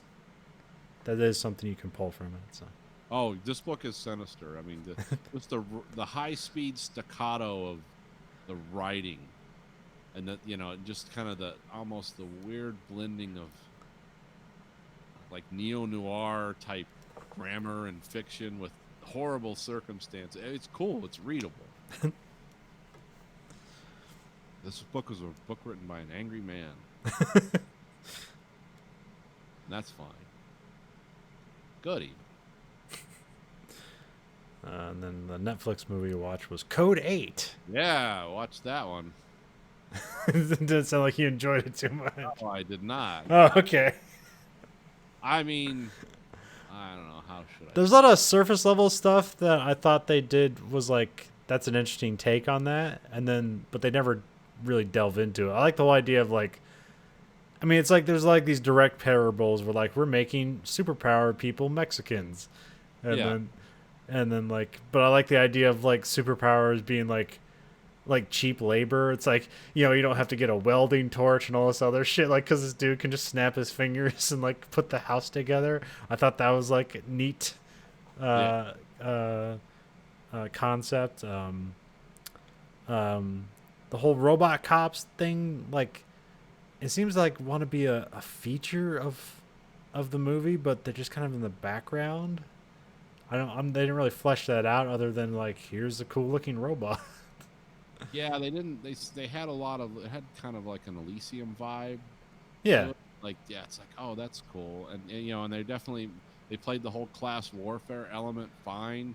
And like I said, the first like 2/3 of the movie, I was like, okay, this is gonna pay off, and that was my problem with it. Really pay off. Like, no one did a bad job acting. No one did a bad job doing special effects. It's just they did a bad job paying off the story. Yeah. And then some elements became like ridiculous and unbelievable. I mean, I understand it's a parable, but it's like, oh, you wouldn't make these people into second-class citizens. You'd make them into soldiers and super spies. And this guy can like melt metal with his fingers. Like, this is a valuable skill. No matter how many fucking Elon Musk robots you can have, like this is a skill that is applicable to something maybe outside of manufacturing. So that seemed kind of. It just seemed kind of. I mean, I know what they were trying to do, so they structured it that way. But it's like, yeah, the class warfare stuff. The guy's mom couldn't get the treatment she needed for her tumors. And I like the actor that played the mom because I think like her character is like what she was given was like pretty boilerplate standard, and I think she like stood out regardless. Yeah, she did a good job. I hadn't seen a lot of these people. I guess this is a Canadian movie though. So. Yeah, did you ever see like Arrow? That Stephen Amell, the main guy from Arrow. That's Yeah, I recognized him. And then and then the main actor, that's his cousin. I forget, it's something Amell. So they're cousins. That guy, the main guy, which is like I know this guy from something. So he's in another Netflix movie called Arc, the one where the time repeats. Okay, I haven't seen that one yet. Oh, I think we watched it for the show. I think you. Did we? Okay, maybe we did. It's basically like a time loop story, but then there's also like an apocalypse going on the outside. But it's just like the whole movie takes place inside of a house, but there's just like a time loop going on. Maybe we did watch that. Yeah, I don't think we watched it for this feature. I think we've just watched it for the show before. Oh, okay. But I can't remember when. And then the main bad guy in it was the guy from The Expanse. I always remember him. The Martian interrogator. Oh, yeah. It's the only thing I've ever seen him in, but he's such a striking-looking person. It's Yeah. like, what's his name? Greg Burke. Yeah. So interesting about this is based on a short movie that they made, also called Code 8. Oh, okay. And then they got an Indiegogo fundraiser. They got $2 million, and they made the movie with that. Okay. And then basically a Kickstarter movie, and then they've been premiering it all over the world, and now it's ended up on Netflix. I think it actually came out in like 2018 or 2019. Okay. So it recently hit Netflix. Because like it hit Netflix is like top 10, so that's why I know about it. So that's why I was like, let's watch that, see what happens there. Yeah. I mean, it wasn't as dumb as The Last Thing He Wanted. No. So far, that's the worst thing we've watched for this. I enjoyed it more than that, but I did not enjoy how the story resolved. Yeah, there's a lot of potential that gets a lot of it gets left on the floor, but Yeah, I liked with the cops, and the one guy's corrupt, and the one guy has a daughter who has powers, and he's sort of sympathetic, but the Asian guy. yeah, Han from the Fast and Furious Okay. franchise. Thought he looked familiar, but yeah, that's And then apparently this is on Quibi. okay. Like not this movie. Like they're gonna continue making the universe of this on Quibi. All right. Well, maybe they've learned and they'll hone their craft. Well, it means like they're making a bunch of short movies rather than like like whatever Code 8 short film was. Like I don't know if they just like spread that thin in this movie, or if it Yeah. was completely different. Because like the screenshots make it look like the kind of it's the Amels again, but it looked like in the shot it looks like they're on their way to do a job as power people, and then like the robot cops like accost them or whatever, and like the robot cops don't look as good because it just looks like dudes with like robot heads on. Okay. Yeah, the robot cops in this look very Elysium. Yeah. So that's good. Yeah, well, there was that other like independent sci-fi movie that came out called Mother, which I haven't seen that, but I know the robot vaguely kind of looks like that. But Yeah. I mean, it's a familiar aesthetic where it's like it's like a humanoid shape, but it's like kind of all squares. So it's like not, it's like it's unsettling and efficient. It moves weirdly, Yeah. and the people interact with them. I like how the guys, when they raid a house with the people with powers, they always like got their hand on the shoulder of the robot, like you first. Nobody cares if the robots get torn to shreds. I like that they're taking spinal fluid out of people with powers, and it's like a drug for normal people. Interesting idea. It doesn't really get expanded on, other than that's the main driving force of like the gang warfare. That's the drug dealers, yeah. But yeah, it doesn't. I don't know what kind of ending I was expecting, but it wasn't it. That was the only thing I didn't like, was just how it ended up. Yeah, I think they didn't really wrap anything up. It felt like they wanted to do more, which was probably a bad idea. But looks like they'll get to do more. So Some of it was predictable. Like, I knew the healer girl, like that was this guy's in and out. It's like, oh, she can heal my mom, and I was like, I bet you she has to take that damage onto herself, because otherwise that would be a free energy exchange. Or, like, I heal your powers and nothing happens. That's not how any of that shit ever works. So I knew when he brought her to the hospital, is like, oh yeah, well, she's just going to bring the cancer into herself and die. I mean, she could heal your mom, but she would die as a result of it. Do you want that?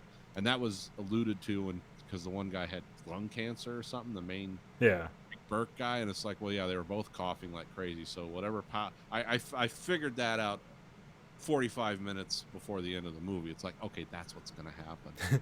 So that's when I get into this stuff where it's like, I don't like how it ended because I called it too far out. yeah. That's frustrating. Like, surprise me. Because if you got surprised, you'd be like, oh, that's why she's a drug addict, because she's in pain all the time, because all she does is accept pain. It's like, oh, that makes sense. But then, like, you've already had that revelation the first time you meet her. Yeah. It's like, yeah, I figured this out.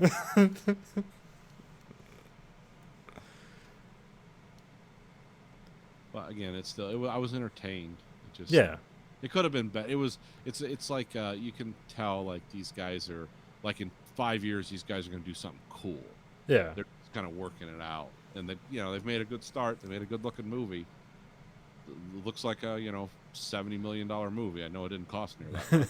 Looks like it. Yeah, just because they got $2 million for their Indiegogo doesn't necessarily mean that's all they had. They probably a lot of this stuff is like you get some money up front, and then a studio kicks in some more. It's like, oh, Yeah. okay, you've proved there's an audience here, so we'll throw in $20 million.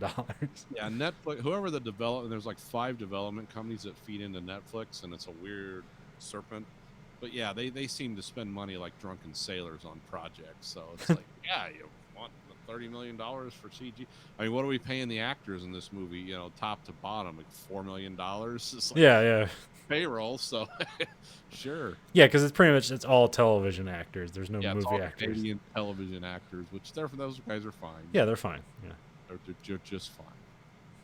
Not like they're any better or worse than American television actors, but they don't seem to have movie actors in Canada. It's all television actors. Sometimes they transcend into movies, Yeah. but like film's a huge thing in Canada because it's their 3rd largest export after timber and gas. As a matter of fact, about half the money from timber and gas goes into subsidizing Canadian film school, Canadian everything. That's why everything, like, all these Canadian cities are all stand-ins for American cities. Yeah. And they shoot a ton of sci-fi stuff there. So Yeah. pretty much every sci-fi show is shot in Canada. I mean, the X-Files was shot there almost exclusively for what? Yeah, for like 7 years, Yeah. and then they eventually moved it to L.A. That's how they had silly stuff like the mountains of Iowa. That we where are they at in Iowa where they got fucking mountains? that doesn't have. Oh, they're in Winnipeg. Okay, well, that makes sense. I guess I don't know. I've never been to Winnipeg. So yeah, Code 8, a good E for effort. A totally okay movie. Yeah, It's a good B movie, like, you know, John Carpenter-esque, but like not as well done, but totally fine. Yeah, just without any. I mean, if anyone asked, and they wouldn't, because I don't make movies and I'm not an expert, but if anyone asked, like, what would you do different with this movie? It's like, I'd put a lot more focus onto the story and the characters. I mean, it's like you've given them a cool setup, you've given them a cool framework to operate in, and the thing with the mom dying and all that, that's a classic thing. You can play that up, but again, if some guy who's not familiar with this at all, didn't do any research, watches your movie, and in the first, 20 minutes of the movie figures, it's like, I know exactly where this is going to go. Ah, there it goes. That's disappointing.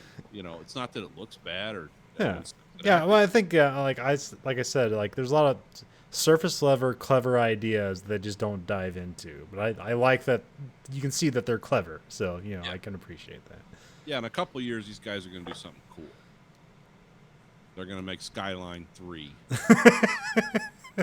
Kidding. But yeah, something cool is going to come out of this. Actually, there's like second Skyline movie I actually heard like relatively good things about. It makes more sense than the first one. Oh, you saw it? Okay, huh. I like the first Skyline. I like, on the scale of like to hate, I was 51% like on the first Skyline. I never saw it. I just know that movie is basically like, just like two guys who worked on special effects for other companies, like just made it so in their apartment. So Yeah, and you can tell. so they made something that looked, they basically shot it for $5 but made it look like a $70 million movie. Looks cool. You can tell these guys know all about cameras and CGI and everything. They sat in a writer's room for 5 minutes. And they're like, okay, we're done. We know all we need to know. That's the only problem with Skyline. It's like the story is. The other fun thing is about that is like, so that it was one of those pairs movie, or like that movie and the Battle for Los Angeles came out at the same time. Exactly the same time. And they also like did special effects for that movie. Yeah, got sued by those people. Yeah. For the release of their movie at the same time. And Battle Los Angeles was another cool movie where they could have made it like a dark war of the worlds, but because they wanted to save money and have the military basically let them use all these equipment for free, they had to tone it down quite a bit to make it less dark. It's like, oh, okay. That was the problem with Battle Los. I mean, there's a lot of problems with Battle Los Angeles. Yeah. It was one of those movies where even the people said afterwards, it's like, oh, we had a much different script in mind. But when they start waving those Chinook helicopters, like, you want a scene where there's 25 of these taking off and all you have to do is pay to film it? We got to see your script. And that's like, okay. I heard that on a podcast from one of the guys that wrote it like 10 years ago. So it could be bullshit. I don't know. Yeah, I saw a Veterans React video, and they were watching. It was a guy who was an EOD tech, and they were watching Hurt Locker, which he seemed to just dismiss it as like a terrible movie, but he had fascinating breakdowns of like everything that happened in the movie, because it didn't seem like he was necessarily like saying it was a bad movie, but he's like, here's why you don't do this, and here's what this guy's doing, and he's like kind of making excuses, and it's like a fascinating breakdown of the whole movie. It's like, I wouldn't be doing this shit. I'll have to watch that. I like what's the one I watched about visual effects artists? Oh, Corridor React or whatever. Yeah, but then I think it was those same guys. They made the original Willy Wonka and the Chocolate Factory R-rated. Yeah. Okay, yeah, that was pretty funny. Like, this is how the kids would die. Like the kid in the tube, his head explodes, but they just shoot these scenes. They make these scenes and add them to the movie, and then it's everyone else acting the same way. Yeah. Like Gene Wilder's just hitting his whistle, and it's like, come on. I knew another kid died. And then the one girl like falls and like her body gets crushed as she's falling down this huge tunnel. Yeah. Where the eggs going, and he was like, "She's a bad egg." I like how they made it that like Charlie stabbed some guy and stole a golden ticket. And, like I don't even think it did special effects. It was just like purely editing. It's like that was well done. Yeah, they threw a knife special effect, yeah. but that was it. It was like, oh, yeah, that was. I watched that a couple hours ago. I was like, that's pretty funny. Yeah, they That- just That movie would never be. If you made that movie today, that same movie, it would never get a G rating. no. That movie was fucking dark and weird back when it came out, and these guys just like, oh yeah, this is what. Well, it's weird. Like when Tim Burton remade it, and he made it like less dark, and it's Tim Burton. It's like, how the fuck did Yeah. you do that? Well, I mean, one of the reasons that's one of my favorite movies from childhood, and it always Gene Wilder's performance in that was astounding. Like he really did a great. I don't know if he meant to. I don't know, but it was like because the movie was way darker than the book because the book's like a child's fantasy. yeah. The Robert Dahl book, and then you watch that movie, and it's like the way it's shot because it's shot in like 60s psychedelic. Like it has that kind of, especially when they get to the chocolate factory. But it's like Gene Wilder, the way he says the lines, the look in his eyes, just kind of how he interacts with people. It's like it's very dismissive and cruel. And it's like, oh, this is a dark person. This is like some dark, troubled genius. That only at the very end does it kind of come out of that, but it's almost like, oh, we regret having to shoot this happy ending. Better if Grandpa and Charlie got chopped up by the fans and Gene Wilder was just sitting there with his weird top hat and his Doctor Who 60s color motif, like, well, that's how shit happens. You know? Yeah, that was because they say like the one that Tim Burton did, which I haven't seen yet. They say that's actually more in line with the book. Yeah, probably. And the one that they did, I forget who produced that one. Was that late 70s, early 80s?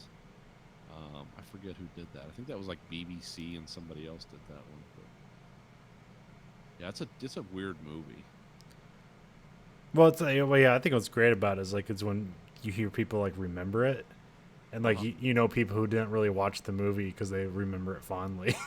Yeah, I remember it fondly too because I appreciate. Because it's fucking weird. Yeah, I I like saw the depth in it. Not like, wasn't that fun when they were eating the chocolate? It's like, you didn't watch the movie, did you? Fucking grandpa couldn't get out of bed till there was money on the line. Yeah. Family's just a bunch of British hillbillies. None of them, some of them have British accents, some of them don't, but they're all living in London. And no, like Willy Wonka was like, I want to grow up to be that guy. When I saw that when I was a kid, I was like, that's who I want to be when I grow up.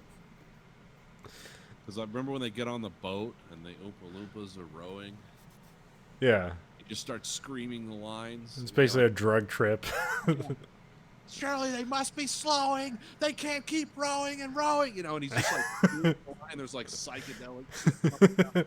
I mean, it was just so weird for that time. I think it was the same production group that did The Black Hole. You know, it's kind of that whole that weird darkness that was in that. I don't know if they're connected at all, but it seems like. Yeah, I don't even And even the songs and the musical breakdowns in it were just like everyone's greedy, selfish, awful, and you know, and he's just like quietly judging the world as like, this is why I never came out of my chocolate factory. Because humanity sucks. All these kids that came here, just one's a glutton, one's selfish, one's, you know, spoiled rotten. It's like, all these kids need to die. Charlie and his grandpa drink the lifting drink. No one can listen to my rules. You just listen to my rules and follow my dictatorship. Everything will be fine. Yeah. trying to look up stuff for Willy Wonka and the Chocolate Factory, which just give me the fucking Tim Burton film. Wow. Look up classic Willy Wonka. Gene Oh, Wilder. 71. Okay. Oh, wow. Okay, that movie came out. Yeah, that makes sense. And everyone was still on drugs. Yeah. Mel Stewart. No idea. Yeah, what studio? Where'd that come from? Was that BBC or was that an American company? I imagine that was made in Britain. That seemed like one of those Pinewood Studio things. Okay. just because of the elaborateness of the sets. But we'll see here. Production company, Wolper Pictures Limited. Who the fuck are they? Okay. Where was it shot? Oh, Germany. Even darker. It looks like it was shot in Germany. Huh.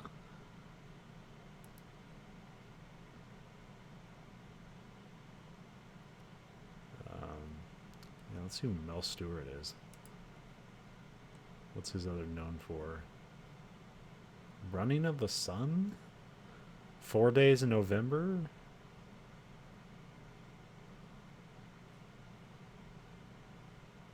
No, that's the only 4 he's known for. Oh, okay. Yeah, I've made a lot of TV movies. Yeah, he's. Oh, he's from California. Well, at least he died in California. He was born in New York, so. Huh. Okay. Weird. Yeah, I would have thought, well, it's a British character. I would have thought a lot of those, like, that was a whole British production, but hey, who knows? Now, Roald Dahl was born. The guy who wrote the book was born in Cardiff, Wales. So Oh, okay. He grew up dark. Wilder. I think that was his best performance. He might not agree with that, but that's the one I remember. Yeah, I mean, he's mostly a comedic actor, so that was a more diverse role for him. Yeah. I mean, for me, it's just Blazing Saddles and that. And what, Silver Bullet? Any stuff him and... Yeah, him and greatest comedian ever. His name. Yeah, I immediately forgot it. Yep, of course. And Silver Streak and all those other movies. Oh, yeah, Silver Streak. What did I say, Silver Bullet? I think so. I don't... Richard Pryor. Yeah, Richard Pryor. Yeah. I don't remember that movie other than... Doesn't a train just, like, bust through a wall at the end? That's all I remember about Silver Streak. Yeah. It's kind of a weird comedy action movie. Yeah.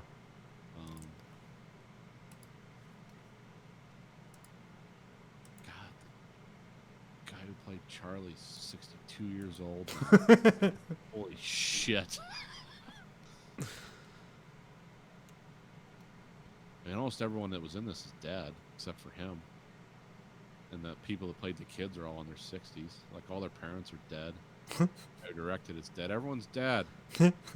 See if all the Oompa Loompas are dead. Of course they are. Oh, yeah. Well, one of them just died recently. Like, Oh. within a month. Nope. One of them's still alive. 71. It's only one, though. There's like 12 listed. That guy was from The Prisoner, too. That was the little, the driver of the cars, the limousine, the little dwarf guy. Oh, okay. Yeah. That was shot at the Munich Gas Works. Wonder what to make about that. It's filmed for $3 million. I believe you could put together a movie like that for $3 million. I only earned $4 million. Sometimes the accounting stuff, especially from back then, like it can't be trusted. Actually, any accounting for any time in the film industry can't be trusted. I mean, well, yeah. Look at like a barrel of oil was worth negative $32. They're giving it away. Yeah, it's still $1. It's still $1.09 at the gas pump. You know what that proves to me? It's everything's bullshit. Real, as far as the finance and stuff goes. Yeah, I don't know. I am liking filling my car up for $10. It's like high school again. Retro, yeah. That won't last. They say like Texas, if that continues, it's so bad down there.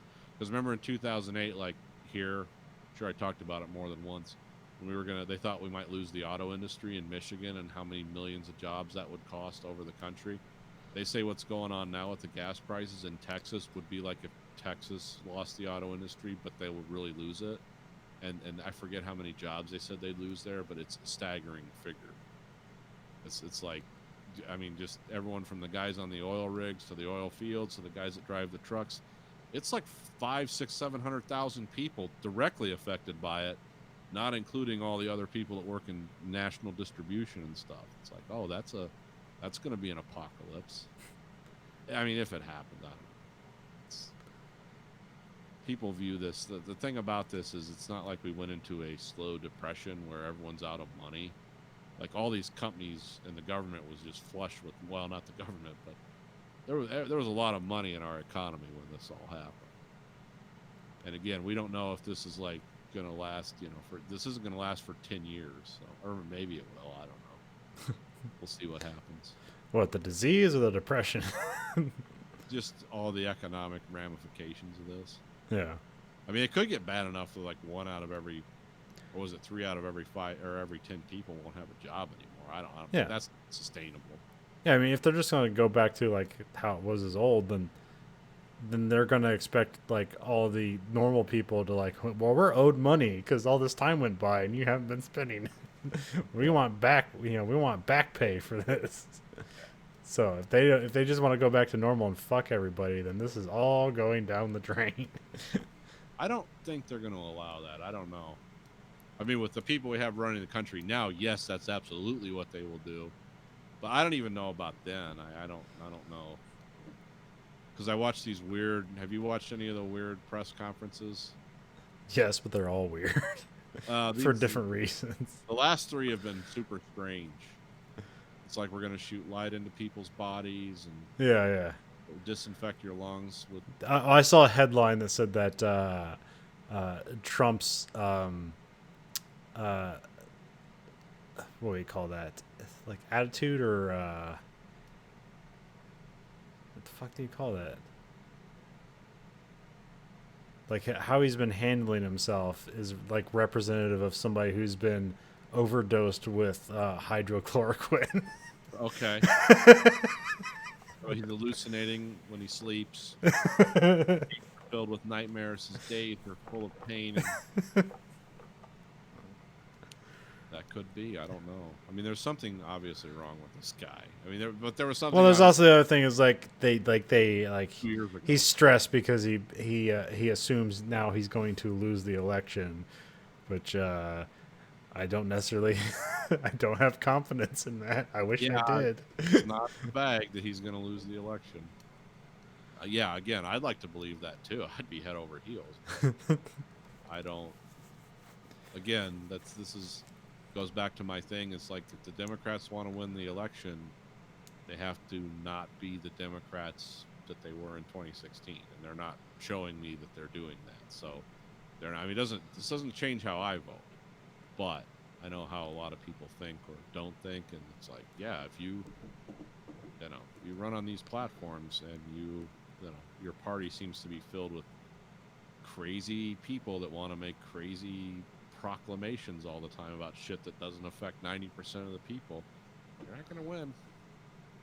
And Joe Biden, when he gets, sometimes he's cool, and then sometimes it's like rattlesnakes, baskets, corn, windmill. It's like, well, okay, someone pull him, get the big hook, and off the stage, and Somebody collect Grandpa.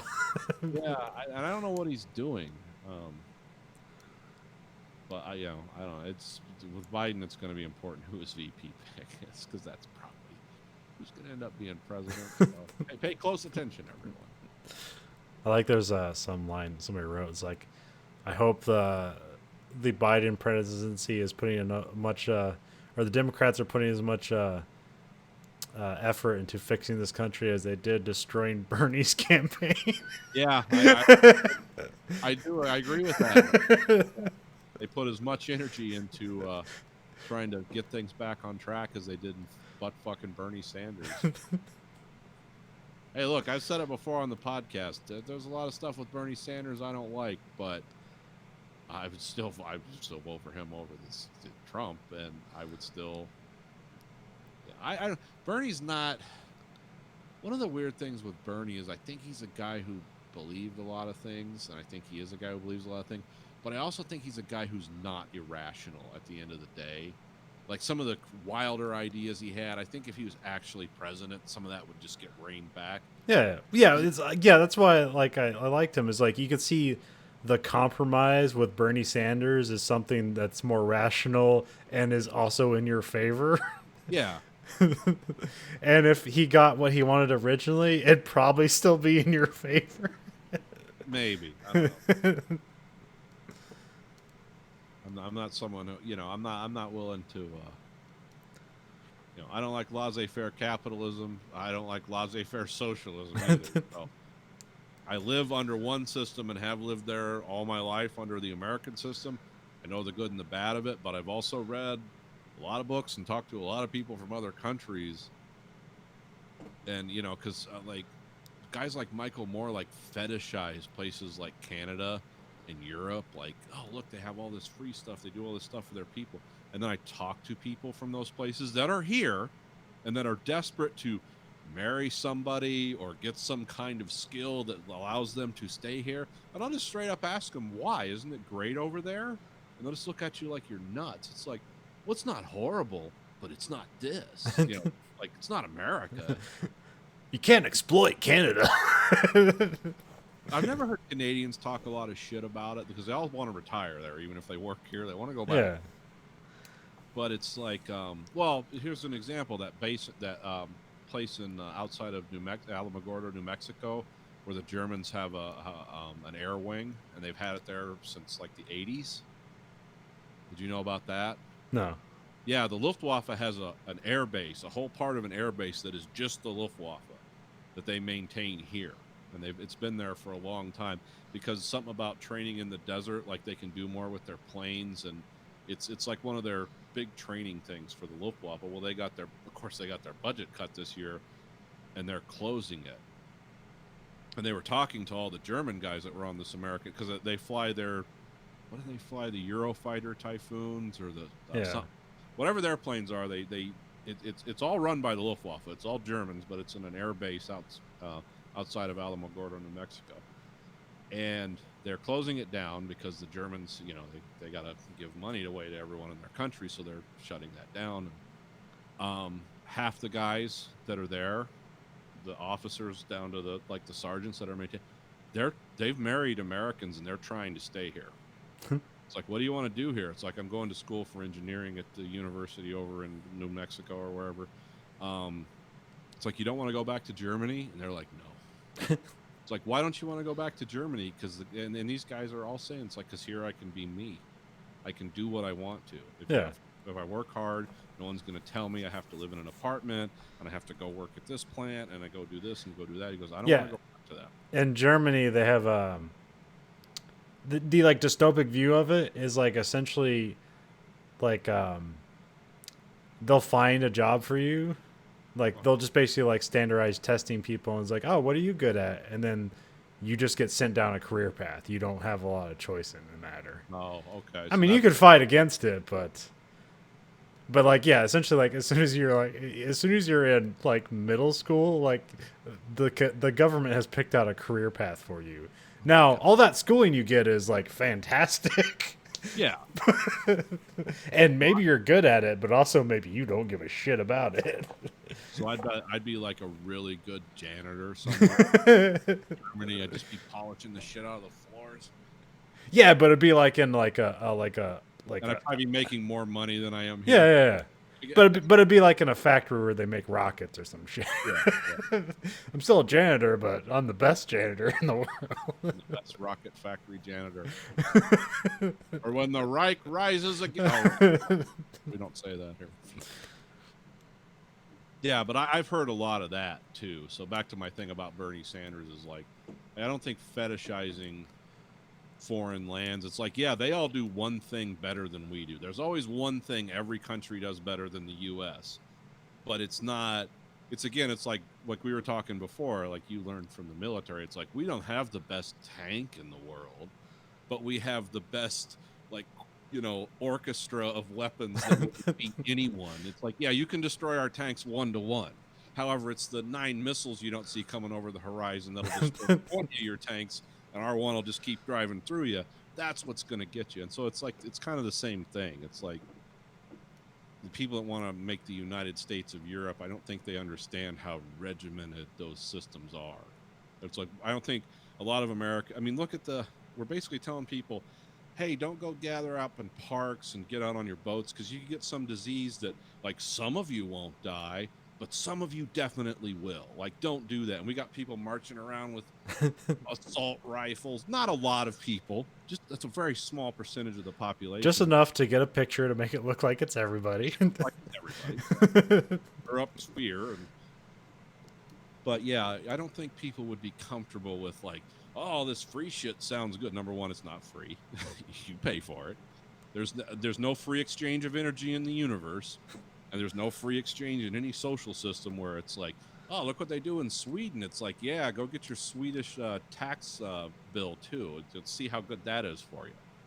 You know, I mean, so there's things that we could do better for sure. But I don't think we want to remake this country into something where it's like you're sitting down to dinner with you, your wife, your 2 kids, and the government. I don't think a lot of people in America would. No, but also everyone's just living under the fear of debt and not doing anything with their lives because, well, what they're doing now barely works, but at least it's working, and I don't know anything better. Well, yeah, but I mean, we got to find a different way. Because massive government intervention and control of every aspect of your life, that has failed too. I mean, what we're doing hasn't officially failed yet. We just got a lot of fat people running around on drugs.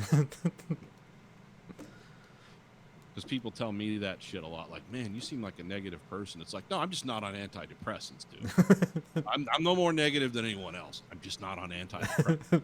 This is just raw emotion. The anger I'm running on, this is from this true source. Uncut. Uncut rage.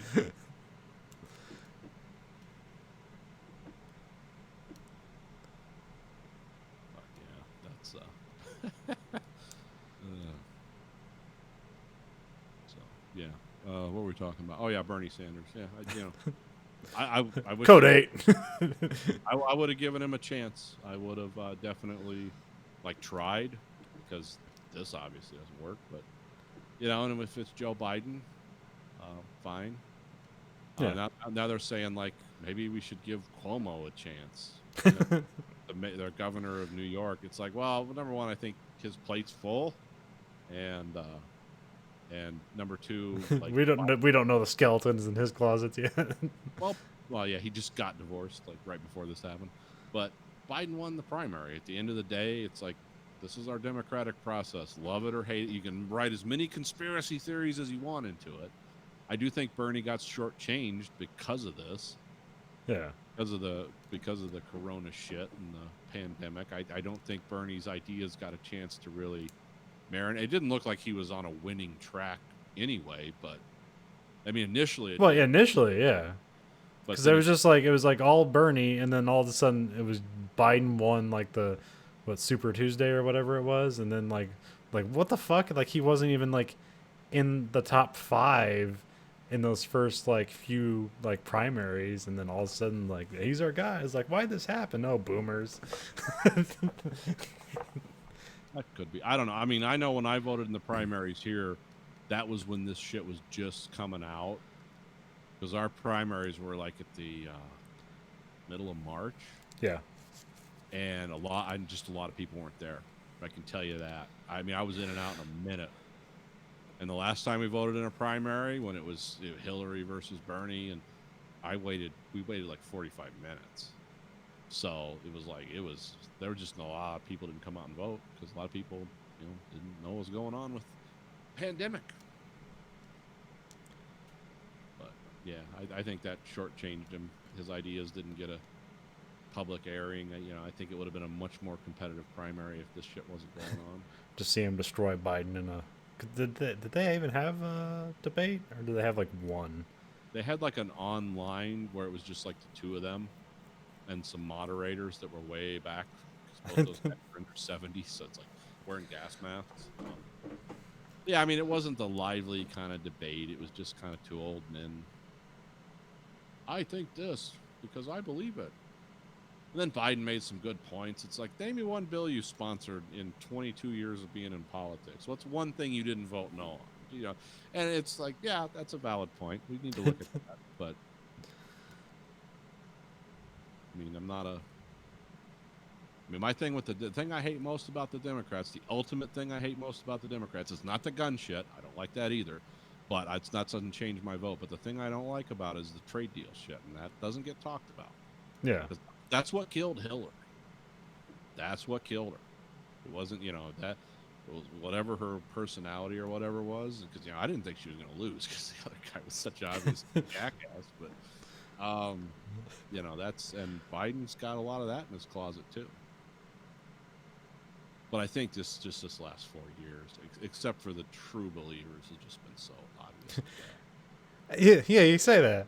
It's like, this is obviously unacceptable, but there's still people out there like, thank God, God has sent us Trump to save us from the rest of the world. Well, I said true believers, but I'm not saying that's a small number. That's 42% of the electorate are the true believers. Yeah. Because there's a lot of guys that voted for that guy that you wouldn't think voted for him, but they own businesses and they don't see any alternative. And they're going to go back and vote again. They're going to vote for selfish reasons, and that's fine. But I just can't believe with what's gone on in this country in the last 2 months that anyone's like, yeah, this is the leadership we need. But maybe people don't think about it. I don't know. You think they would have time to think about it now? You could always say before, well, everyone was too busy working. It's like, well, what about now? I mean, I don't know what the poll numbers are. I'm sure they're in the 40s still. I mean, even when Trump was, it's like people thought it was in the bag because they thought, like, finally the Republicans have reached the most obvious rock bottom that there's no way they could put somebody in any office whatsoever. And it's like, nope, status quo. Oh, there is no bottom with the hard Republican right. I mean, this is the bottom, and still people are like, nope, good to go. Well, you heard what Brother Mitch was saying about the state, saying, hey, we're running out of unemployment money. We can't fund this. We need more federal unemployment money. And this is just to meet their regular unemployment, the $370 a week or whatever. This is not the Federal CARES Act, the extra $600. This is just the regular statutory amount that the states have always provided that came from federal. They're saying, hey, we need more money. And Mitch McConnell said, well, just file bankruptcy as a state. Just, because all you're going to do is eliminate the pensions and stuff you never should have had in the first place that you're paying your people that retired. And that's like fine. That's like received wisdom from Mitch McConnell people. And they're going to go out and vote for that son of a bitch. I don't know. Well, I don't know. They say his support has kind of collapsed in Kentucky. I'll believe it when I see it. But I still, it's just like when I hear shit like that, it's like, yeah, fuck everyone out of their pension. Good luck. Again, good luck. Just like these hospitals when they want to start handing people bills and stuff in a couple months for their intensive care stays for coronavirus, hand them $100,000 bill, like, we'll put a lien against your house, and these people all suddenly become Spartans. It's like, come, it's all I got left. Go send the sheriff out here and all his deputies. Well, because that's where that shit leads. Is there any weird non-police action where you hear about just cops just stop bothering doing a lot of stuff? Oh, they pretty much said they're not gonna investigate anything around here unless it involves violence, like violent break-ins to your house. They're not gonna look for people stealing cars, breaking into your cars and stuff. If it involves person-to-person violence, yeah, they'll get you. But yeah, go. I went down the freeway the other day. People were driving by me like I was in a car, like they were just blowing by me, and they're not doing a lot. I don't know if they're doing other things or if they're just like, yeah, we're not going to worry about that because it's not important right now. They don't want to be around people any more than anyone else. Yeah.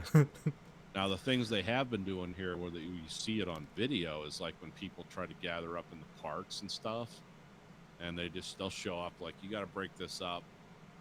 You can't be having gatherings. You got to get the fuck out of here. And they'll write $1,000 tickets too. Now, I don't know if those are ever going to get paid, but they'll write them. Yeah. But yeah, there's not a lot of police presence. You see a lot of police like in parking lots of the stores that are open. Like they seem to be like there would be one parked at one end, one parked at the other, and they're kind of ready to go if anyone calls. But no, I don't think they're doing like, if you're throwing rocks at windows and shit, unless you do it right in front of them, they're not. Yeah, we'll get there when we can, which is never. It's just seen like it's kind of a few stories pop up here, and then a few anecdotes where it's like, oh, like we can do anything right now. I don't think the cops are watching anything except what they have to. Well, they're not going to run on the normal stuff anymore. Yeah. Anything involving violence, they're going to run on. But there's also been stuff where it's like all these police departments are like funded by like red light cameras and speed cameras, and now they're just like lost pretty much all their revenue or whatever. Yeah, if you're living in cities that were just speed traps at this point, yeah, you're fucked. I mean, that's the thing. That's what people don't realize, though, because they get all paranoid about, the government and all this and all that. But every tax cut they give a billionaire, that's 2 less cops you're going to have. That's less buses you're going to have take your kids to school. They don't see that. They're going to see it now, because these cities are just cities that are just funded on bonds. Like they just floated a loan because they don't have enough tax base there anymore to pay for shit. Like half the cities in Michigan, like any place where they close the car plant here, the cities that are around that, they don't have a tax base anymore. I mean, how much tax money are you getting from people that are working at fucking, convenience stores and shit? When your biggest employer is like Walmart, it's like, how much tax revenue are you getting off those? You're going to fund up, a 4-star police force with helicopters and invest? No. And there's a lot of people here a lot of state employees have had to take like pay cuts and stuff. Like they're taking 5-10% pay cuts if you're still working. And those are the people that aren't laid off. So yeah, it's not going to get better anytime soon. That's why all these governors and stuff it's like, I know the alternative is just death for a lot of people, but yeah, there's a lot of these people that they're so panicked. Trump is panicked at this point about the economy. They just don't see an alternative. And if you flat out ask them, they'll tell you, it's like, I don't care if people die as long as the economy gets going. But, the thing they're not considering is like, well, what if 100,000 people die in Georgia? You think that's going to have an impact? You think people are going to notice? Because once everyone starts knowing somebody that died, that's when it's going to be a problem. Like people in New York, I'm curious to see what kind of psychology is going to come out of New York after this. Because at this point, people were so close there, living together and knowing each other just much more casually than we do in the Midwest, where we're kind of spread out. And especially if you're people like me and you that are sort of antisocial to begin with. Like, we don't know a lot of people kind of because we choose not to. But if you live in a place like New York, where you've lived there for 4 generations, you know people that have died. Yeah. And you probably know a lot of people that have died, maybe some of them even personally, way more, even though it's a bunch of people living there. And like the numbers seem scary until you realize, but a lot of people knew each other there. I'm just curious what kind of psychology is going to come out of that city. I'm curious if that city's going to make it through this. Like afterwards, when people start realizing, hey, maybe we shouldn't live here. Maybe we can make less money living somewhere else, but we wouldn't, be swept away when the next fucking disease comes out of China or wherever. I don't know. And then I'll see how the economy is, because like usually when the economy sucks, like you need all the services cities provide, because you can't pay for it yourself with whatever job you can get. You can't afford to live in New York. Yeah, that's true. That's why people live on top of each other there. So you might just die anyway. And then you see, like, I watched a video the other day on one of the weird websites. This Chinese woman. It's basically this octopus attached itself to her face. Yeah. She was trying to eat it alive. And when she pulled the suckers off, it like started ripping her skin off. It's like, oh, they're not learning. Like, because that video wasn't recorded 5 years ago. That was recent. It was like on their YouTube channel. It's like, oh, you eat a live octopus? Yeah, what could go wrong? I mean, they've been doing that for 10,000 years over there. So. But it's like, yeah, nobody's learning. We're just doing the same shit.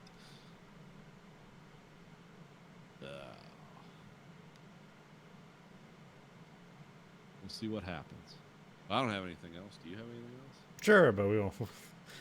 We have to like start like knocking off this movie list. But Yeah, I gotta stop like going on an hour and a half rants about. no, it's fine. But I need to watch. I need to watch Doctor Sleep because that was another. But yeah, we need to talk about like Fury and Ford versus Ferrari at some point.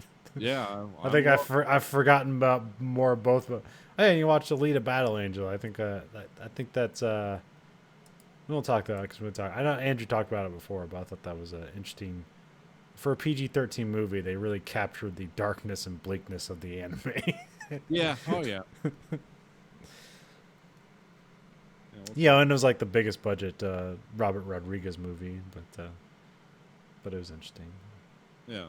We'll talk about it at some point. We'll get into that. So anyway, this week, the American Greed Factory podcast. This is Nathan. And this is Conlon. Goodbye, America.